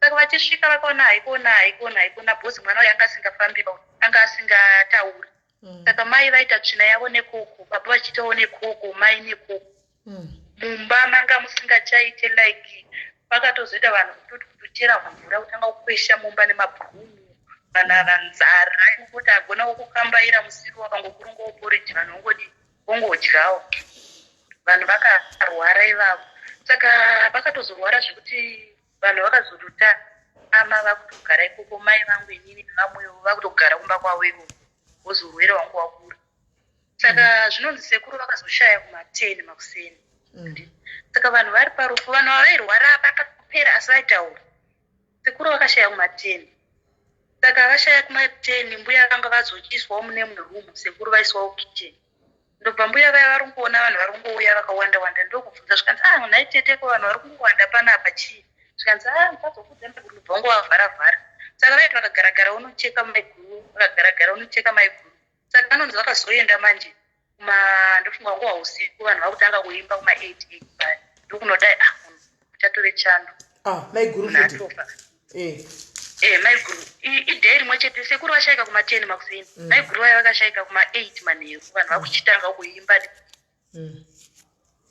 vanhu vakatoshamisika saka chainetsa ndechekuti maiguru ava vakangouyiwa nawo kubva kucheredzo hapana aiziva kuti vanobvepi kana hama yavo hatina kana hama yavo kana musi wana yakamboreva kuti ndizoona kunogara mai avo taingonzwawo nerunyere rwekuti pamwe sekuru kuda vanti vambotaurawo here zvekungonzi yemai ava vakatiza murumeti titatu vadiki zvedu saka maiguru aya vashaika vanhu vakati toita sei apa vaida kuita zvemanjuzunjuzu because vaiti vana mudzimu vaingogara kaisa zvumba vaingorineti mucheka nekabhasiketi andiri tingoita zvebute izvozvo asi vanga vari munhu wechidiki zvavo vakatsvuka vanga vakanaka mai vavo zvekuti ukanzwa chitaura zvokuti ndoita zvemushonga waitoshuta bhosi taitovatarisa ichoti mazuva acho ndo mazuva enu masaladi kataitowati musaladi tobva vashaika kudaro maiguru vaya saka kofini rarachinzi ndo richaiswa murume bhozi yanga iri nguva yenzara zvinhu zvasina kungambomira mushe nguva iyoyo tobva kofini ratochinjwa rikanzi tochipa maiguru ava sekuru vakanongogadzirwa matanda aya anongokiroswa ayaya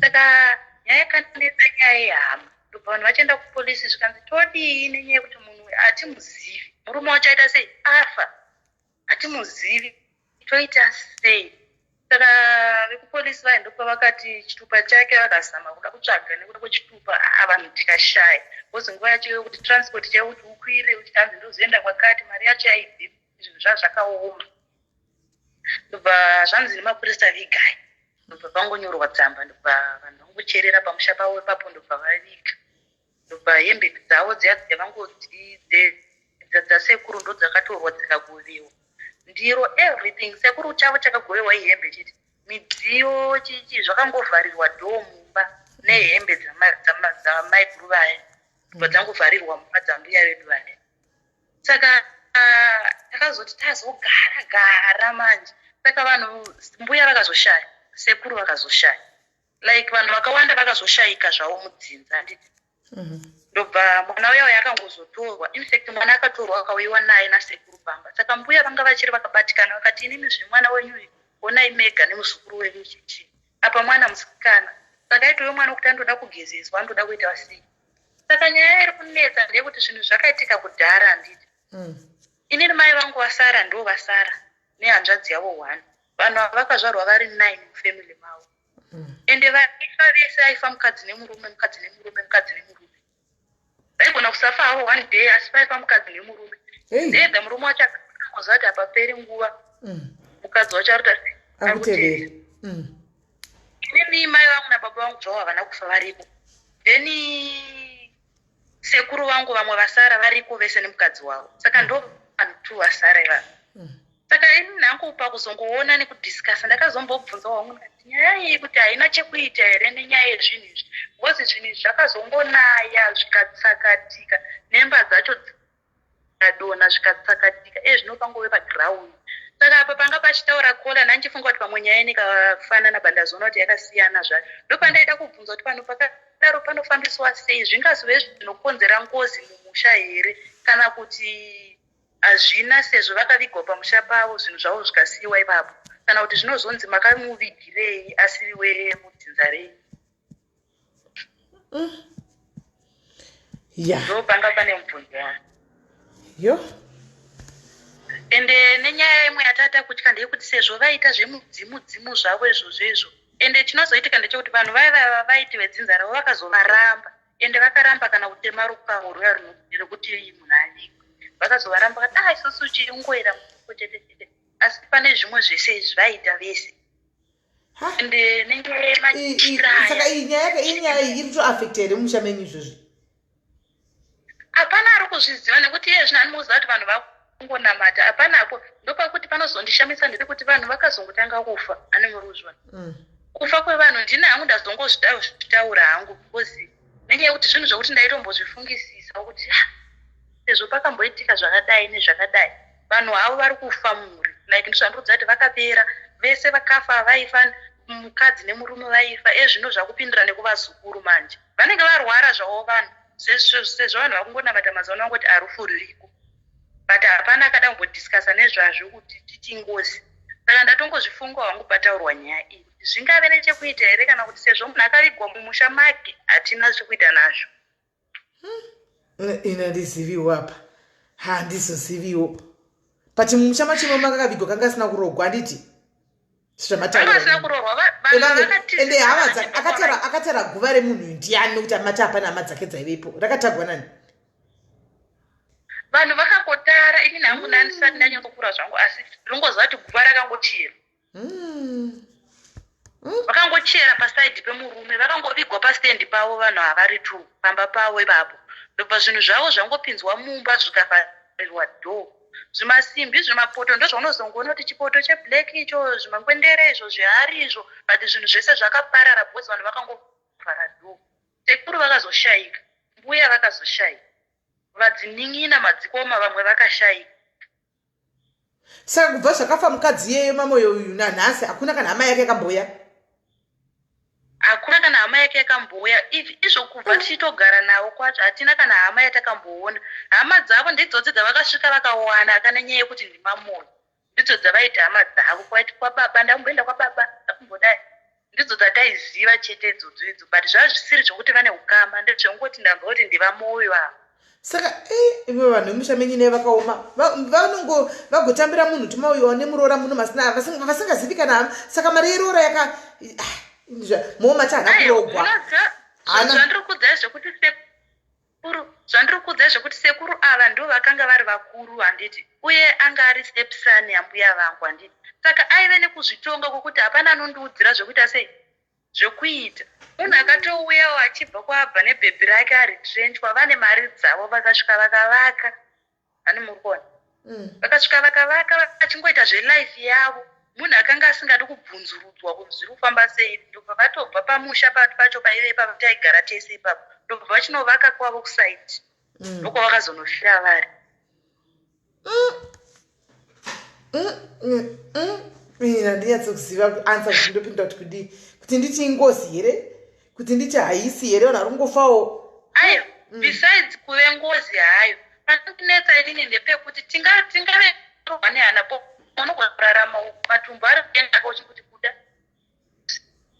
tingadzikamise hana here tichiti aiwa zvinhu izvi ndezvakaitika zvinogona kuzotevera ropa kana kuti nerimwe remazuva sezvo vaive nemudzimu maya kumusha kwangu uchazoafekta here kana kuti nanhasi hapana anoziva mai vavo kuti kumusha kwavo ndeku. Ko mwana wavo akazoindepi? Mwana wavo Chirema uyu akazoindepi? Mwana wavo ari pari kuchengetwa namai vangu. Saka chero senemi mukadzi uyu kuti ainzi ana muzivi kuti mumbovatsvaka hama dzemukadzi uyu. Takazama nechitupa zviya zvokuti unoenda nechitupa wotsvaga kuti pamwe uchanzwa kuti munhu anobva kwakati. Handiti takashayiwa. Vanonzi vekwani? Vanonzi kwaDlelele. Iye handigoni kuipronounce. Mandevere. Vanonzi Machive kuChipinge side kuChipinge. Mandau. Ndofunga ndiyayo ari. Dlelele. Saka makaenda kuChipinge koko mukadzi hakuna Dlelele kunoko. Vakatoshayiwa ende zvinoratidza sokuti izvo zvinonzi kuda chitupa chako icho chachiri chazvazvo zvekungoti zoti wakurongotoriswa chitupa. Vanhu vakatoradzwa kuti hapana vaziva mai kuti vanobva papi. Ende ivo nasekuru vangu vanhu vakasangana ivo zvinonzi history yatakanzwa kuti ava vari vasikana here vanenge vachinotaimira kunoshandira kwaishandiwa kwacho iko kumashefu ikoko. Saka vakanosanganawo neavadawo nenyaya yekuti vakuita zvechihure here vasiya mhuri because vanonzi vaitove mukadzi anga ane mhuri yake nevana. Isusu takanzwa kuti pane munhu wavakamboudza ndakasiya vana vangu 4. Saka ndokuzongodanana neava vanga vaita mari kandokutotevererana ndokouya vese ndokuuya kwavakaita ikoko. I think ikola ingwetaiwo zvokunamata mungonamata ndoti mukuti zvinhu zvakaitika muri vana vadiki diki izvi nanhasi muchingoripo wani. Saka ingweta rambai mangotsikawo panyaya dzekunamata ipapa. Hatizivi kuti zvichauya here inkosi here kana kuti aiwa sezvakari kumusha wake pamwe hameno koko musha wake koko zvameno inonetsa kudaira sezvandiri kutaura kuti vamwe vese havapera handiti. Saka unenge wakungozorohwa nehana manje kuti pamwe kuda next ndimai vangu pamwe kuda next ndinhingani mukona. Saka unenge wakungorohwa nehana bhosi neuchifunga bhosi mazano vana vafari kufamba vanenge vachingoti tonamata zvekuzobvunzira kuti kune chakati vanhu vari kungozvinamatira. Saka inyaya yanga chingondinetsa hauna ngoti ningocontributa wangu vanhu vangonzwawo zviri kuitikawo zviri mumusha medu. Asi muzombotsvaga zita iroro nesenemi yemukadzi yemumbotipa pano tichituone. Chati vanhu vari kumba vambotora ngavatore picha yechitupa iyoyo nenhingi mumboya naye tikande pano. Probably mungangowana munhu anototi ndomuziva takamushayiwa kudhara uripi. Taura izvenyu. Because hakuna munhu asina hama, hakuna munhu asina kwaakabva veduwe, hakuna munhu asina kwaakabva. Taura izvenyu. Pamwe vanhu vakazoonawo nefoto vanotozoziva kuti ndinhingi uyu. Pamwe nevana vacho vanogona vatori muova pauziva nemai vedu. Because zvinhu munhu kuroora chipoko, kuroora magosti. Nemikuwo yemagosti anodi kudzokera kumakuva anovata kumakuva. Ghost ingota go back to kumakuva unovata ikoko kumakuva. Zvino izvi vakaroora ghost kuti muchaziva kuti motangira papi modii yatove haso chero yeye mwana achakura achazobvunza kuti ndiri wepapi mindira chinotonedza mai vangu ndoda kuziva pakabva muchate kutaura kuti kudi mungoti vave koko kwadlandlandlandla kwama muchitaura ikoko papi dololo. Taura izve ndachida kuzocontributa zvangu pana kola ambotanga utaura yauya. Contributa panyaya yekola hangu maonero andandichiita ndeyekutoti yakadeuka yakatodeuka. Mistake yakatoitwa kudhara yekuti moziva kuti zviri easy kuti munetsane chitunha chiri mumochari vanodzimara vachitora vakanovika. Iye zvino kutotora bhandeji vanhu avabhozi vari kuziva kuti makaviga kare. Saka obviously makutongotamba nechuni yavo ivo zvavada ivo kuti dai ndo zvava kuti kuitisai. Dai chitunha changa chichiripoka havaimbonde shungurudzo kudai nyaya yekuenda kupolisi vaitongonzi polisi torai munhu wenyu nezvinhu zvake izvi anorwa. Saka nyaya ritongoripo ndeyekutongotsvaga mari kutongounganidza mari vongoendesa zviri kudiwa zvacho kuitira kuti tiprotectwa mageneration nemageneration achatevera. I think izvozvo chete zvinenge hapakaipa. Thank you very much kola nekushaya nyaya yako yedu panapa inyaya dzengozi dzedu. Tichatsvaka vanhu vanyatsoziva nezvazvo vambotibatsira. Inati hatinyatsokuziva kungopana mazano but hatinyatsokuve neconcrete answer chayakana ne-first hand information.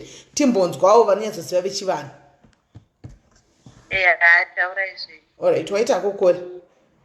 Right. mainzwa nyaya iyo, nyaya dzengozi dziriko. Ndichakumbira vamaponga ndovakumbira kuti vamboya panapa kavazarure malaini. Manje vamaponga unoza kutsvaga imwe foni muvhurire malaini vanhu vabvunze mubvunzo.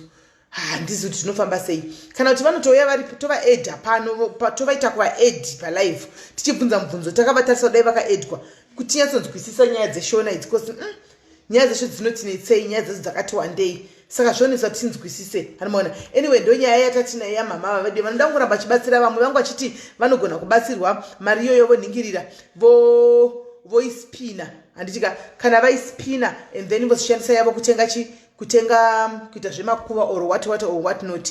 Handitoona so handiziviwo asi anoda ngovabatsira vanhu ngavangovabatsirawo guys. Ndonyaya tanga tine ngoti live yedu yadisturb pakutambotanga tavanhu vanoka kuuya tambotanga ishora dzimwe nyaya dzatatichingotauраwo zvedu. Handimaona but anyway guys, thank you very much nekuva neni pano. Tosangana zvakare mangwana, tinenge tiri pano mangwana, tenge tiripo. Handitika tichiuya nenyaya yamangwana tichinzwa kuti zviri kufamba sei. Handitika nenyaya idzi kuitika idzi.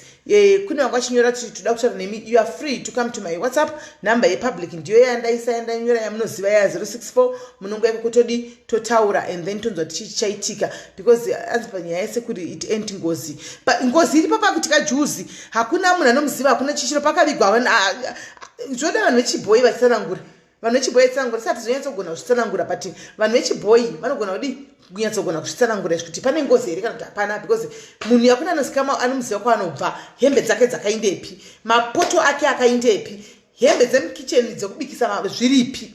Ingozi ka zvinhu zvemukadzi ingozi. Hanimona zvinhu zvemukadzi ingozi hanemozviziva. Saka handizozivi ipapo kuti zvinofamba sei. Hanimona. So guys, tosangana mangwana and then the other announcement is iripo diaries get together musi wa 3 October Joburg. Karastari club kwa istari pa venue yacho kwa inonzi kudiko. Handichazivi.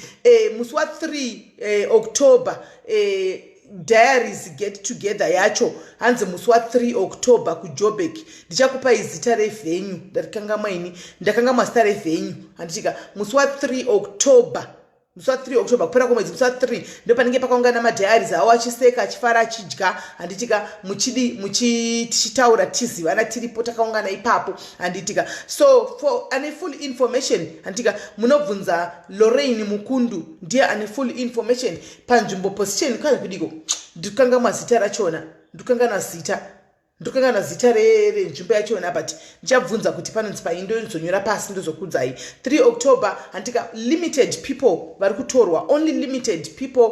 Vana princess vari right Teresa, vana princess vari right. Princess business ririko riri kufaya, iye akatora mari business wo akatotangawo kuita kose kugadzira nails nezvebeauty. Saka totenda Mwari kuti zviri kuita. COVID Keith, I think it's a way yekutaura kuno kuti vati COVID yakapera or something like that. Handizivi asi kuno kuzvinhu zvangoregedzwa, vanhu vakungoita zvinhu back to normal.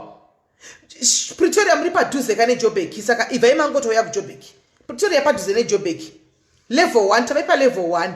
Handimaona saka tave panhikikiri ipapo ndo patatosvika level 1. Saka Joburg yese Pretoria Joburg. Handitika please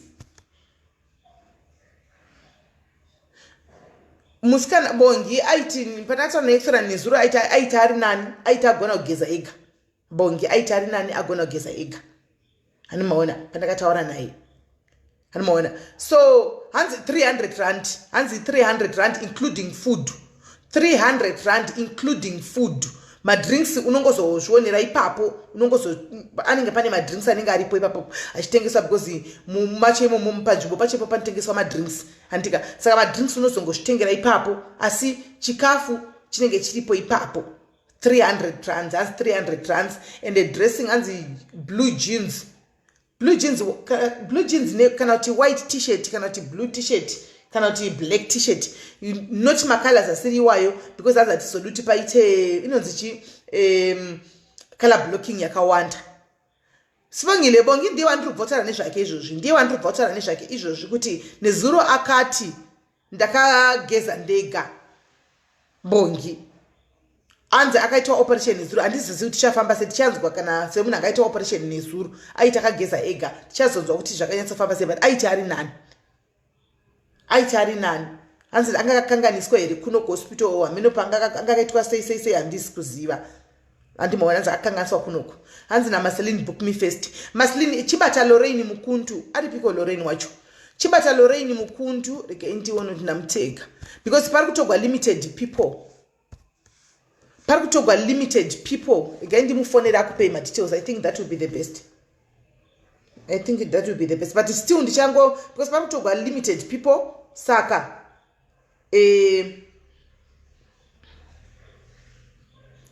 chigara wabhuka iwewe tosangana ikoko tiriko guys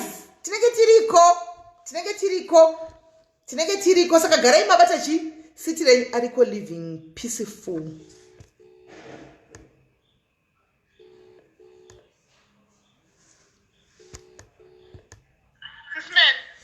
Ini ndikuona kutega pana patikati project yako kavanhu vakuti information yakakwana tobata kupi Lorraine and what not iwe hauchabatiki mukome kuda watama menoti waenda kupi kwacho saka uri pa live izvozvi people they want information about the venue dress code zvese. Okay, ndiri pa live uri pa live. Okay, venue is in Joburg. And dress code. Okay. Joburg kupi Braamfontein andi? Joburg Braamfontein andi? Yes, Joburg Braamfontein. Okay, Joburg Braamfontein. I don't know how to pronounce the name of the club properly, but I'm trying to my comments now. So I have to check for live. And then dress code is jeans and a t-shirt. And then whenever t-shirts are smelly, they can come wearing my t-shirts are smelly. And it is 300 a head and food will be provided. Wakataura nyema colors kuti colors ema-t-shirts hapasi kudiwa Christmas tree saka pane colors aripo panodiwa api chaipo colors. Given the opportunity, it's white, blue and black for my colors. Blue jean, t-shirts white, black and blue. Yes. All right. Muswa 3 October. Yes. All right. 3 October hanzi Braamfontein yachuzwa because it's neutral. Even iri neutral yekuti munhu wese anobva kupi nekupi hazoti kwedu kuma transport kana zvikadai pakati ende kuri safe vane mota dzavo kuri safe kudi kuma parkings acho ari safe muJoburg saka pachuzwa venue yeBraamfontein munhu wese padhuze unongoburika taxi yako ungoti paBraamfontein ndosaka pachuzwa Braamfontein iyoyo handimaona so kune vari mucomment section Lorraine ndapedza newe chibuda kuenda mucomment section anzi mukwarire kukosisimeli vanhu wobo vakuvengai please be careful ikukoma ghost account wobo please simela. All right, thank you very much Charlene, thank you but titoribo kuteritori kwedu kokoko titoribo so iwewe zvoita Lorraine kuna vari mucomment section vari kuti vanoda nhingirikiri vari kuda kuita kuti vabatwe handitika saka vabate mucomment section. Lorraine, that's network. Lorraine, Avadona, right? Avadona, right? Thank you. Aiwa, zokuti kuanzi Joburg, we have to be very careful and what not. Aiwa, ku Joburg ku territory kwedu. If ever, ndo vakateta careful. If ever vakatosikama ndo vangatita careful my dear. Joburg ku territory kwangu kokoko. Ku territory kusingatoiti kwangu chaiko. If ever them they should be careful of me and I'll pin up Joburg macho imomo. Saka don't worry, we will be very much safe ikoko and they atitovhunduki just because ukona mna nenga chikuitra izvo zvanenga chiita neghost account ika pani zvotosazoti coward because kana ndisiri coward ndoya pa fair andimona ndinotoya pa fair zvandikuita izvo saka coward kazhinji hari kwatise zvaro just because kuri tiuya tidhumani pakati ndipe location ndikusvikire ndiri 1 hari kupi location inokati ndipe location ndokupa location yangu tosangana wona ndakakumirira ipapo but manje ukazoudza munhu akadaro ghost kuti ndipe location ndisvike ipapo asviki ipapo hakupi location. You know that's the difference. So aiwa kunoku hedu ti be careful but pa ningiri pa jumbo pedu hanzi be careful pa food sisimeli.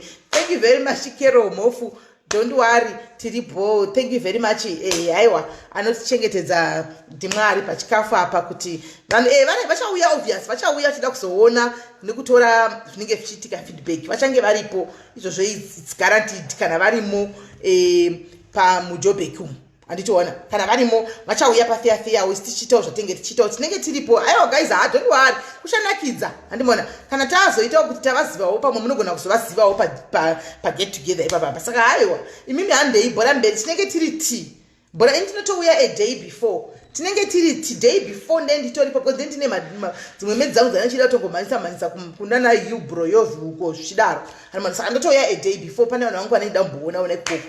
Saka ndo zviripo. Jebek ndeyedu tinenge tiripo tiri Simino family. Yes, Leonera tinenge tiriko guys. Please anzoda kuona zuva. Aiwa muchamuona anenge aripo, muchamuona shukam, muchange muriko anenge ariko, muchamuona. Saka zviripo guys. Mobata Lorraine Mukuntu hanzi 300 rands including food, then my drinks you buy, and the time aiwa kusvikira till you drop. So I'm suggesting kuti inonzi uluju ish venue. Alright, venue ish venue inonzi uluju lifestyle cafe. Uluju lifestyle cafe ndo venue yacho handimona. So I just suggest kuti musauye nevana handimona, musauye nevana handimaona. So because vana chafaraka uluju lifestyle cafe, uluju lifestyle cafe ndokunenge kuriko. Saka mobata chi hanzi keep on praying for you. Thank you very much Charlene. I know une moyo wakarembera uri kutya, but don't worry, but just pray, right? Just pray, it's bo. So thank you very much guys. Tobatana zvakare hanzi chikona Daisy ndizimbofoti kudiko tuone comment pamunzi simeli ndipindure wanyora kuti kudi sibonile ngwenya hanzi count me in anenge ariko. Lorraine anizoziviwo because panda ubhadharo akavhenyi, panda kuchikafu chako chaunoda kudya chinobhadharwa kasaka chinotengwa nani. Ndo panozonetsa ipapo kuti iwo uchida kupindamo panda kubhadharwa, handitika panda kubhadharwa chikafu iwo uchida kuuya ngo handina mari. Saka chiripo ndechekuti iwowe kana uchida kuuya usina mari, handitika usina mari mune vanhu vanogona kukakumbira zvakanaka nakanogona kutengerwa tiketi nasambadi, unogona kubhadharirwa nasambadi else, unogona kubhadharirwa nasambadi else ukakumbirawo zvakanaka naka kune vamwe varimo tivede ndida kuenda ndamari handiona unogona kuwana notirega ndikubhadharire chi mari yacho uende wobva wabhadharirwa woya kodi woya ufara nevamwe. Kune vanoda kubhadharira vamwe kuti vauye handitika hamurambidzwe futi. You can pay for your friends, you can pay for whoever unoda kubhadharira auye kuzofarawo chi nevamwe musi wacho. Hands practice social distancing. Tinenge tichizvitoona tasvika ikoko. Tinoona ikoko social distancing tinozongona hawo. Kana vanhu vafara vadhakwa vasangana zvokuswera musamhorisa nditi tutakuhagana isu tichitofemerana. Tongoona ikoko. Amen. Animaona. So hanzi how much in pounds? Mary, I'm not sure kuti in pounds mari kana mchida mubhadharira. I'm not sure kuti imari in pounds 300 rand. I'm not sure, but you can Google.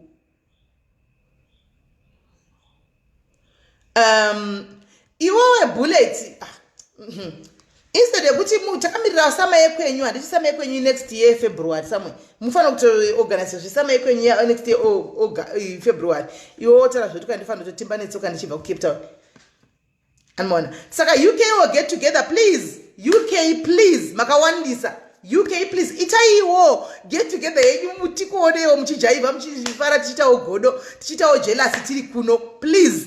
Itaiwo rongaiwo kokoko mava muchando here. Rongaiwo muite barbecue yenyu musangane pa central venue mumbofara muchidi hanzi Daisy ndokumbira undibhadharirewo. Okay, minoti ndiani uyu Molina akati futi ndokumbirawo kubhadharirwa ndilorine mufaro uyu antimona hanzi 14 pounds. Hanzi I want to see Phil or pay for your ticket. Phil aripo Phil anwana wanikwa ku group reningirikiri re WhatsApp, but Phil aripo zvake. So what I will do is Chris ndichore nikikiri yako ndichabata Phil wacho anouya ndichabata Phil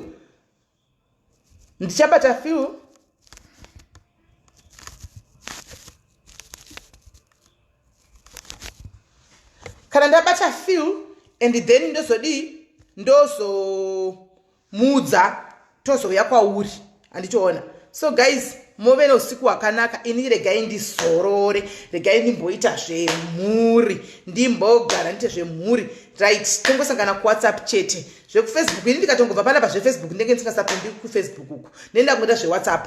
Tozobatana zvakare mangwana. Nditika bless you, mosora zvakanaka. Anditika morara zvakanaka kwamuri kumatima nenyika till we meet again tomorrow. Take care.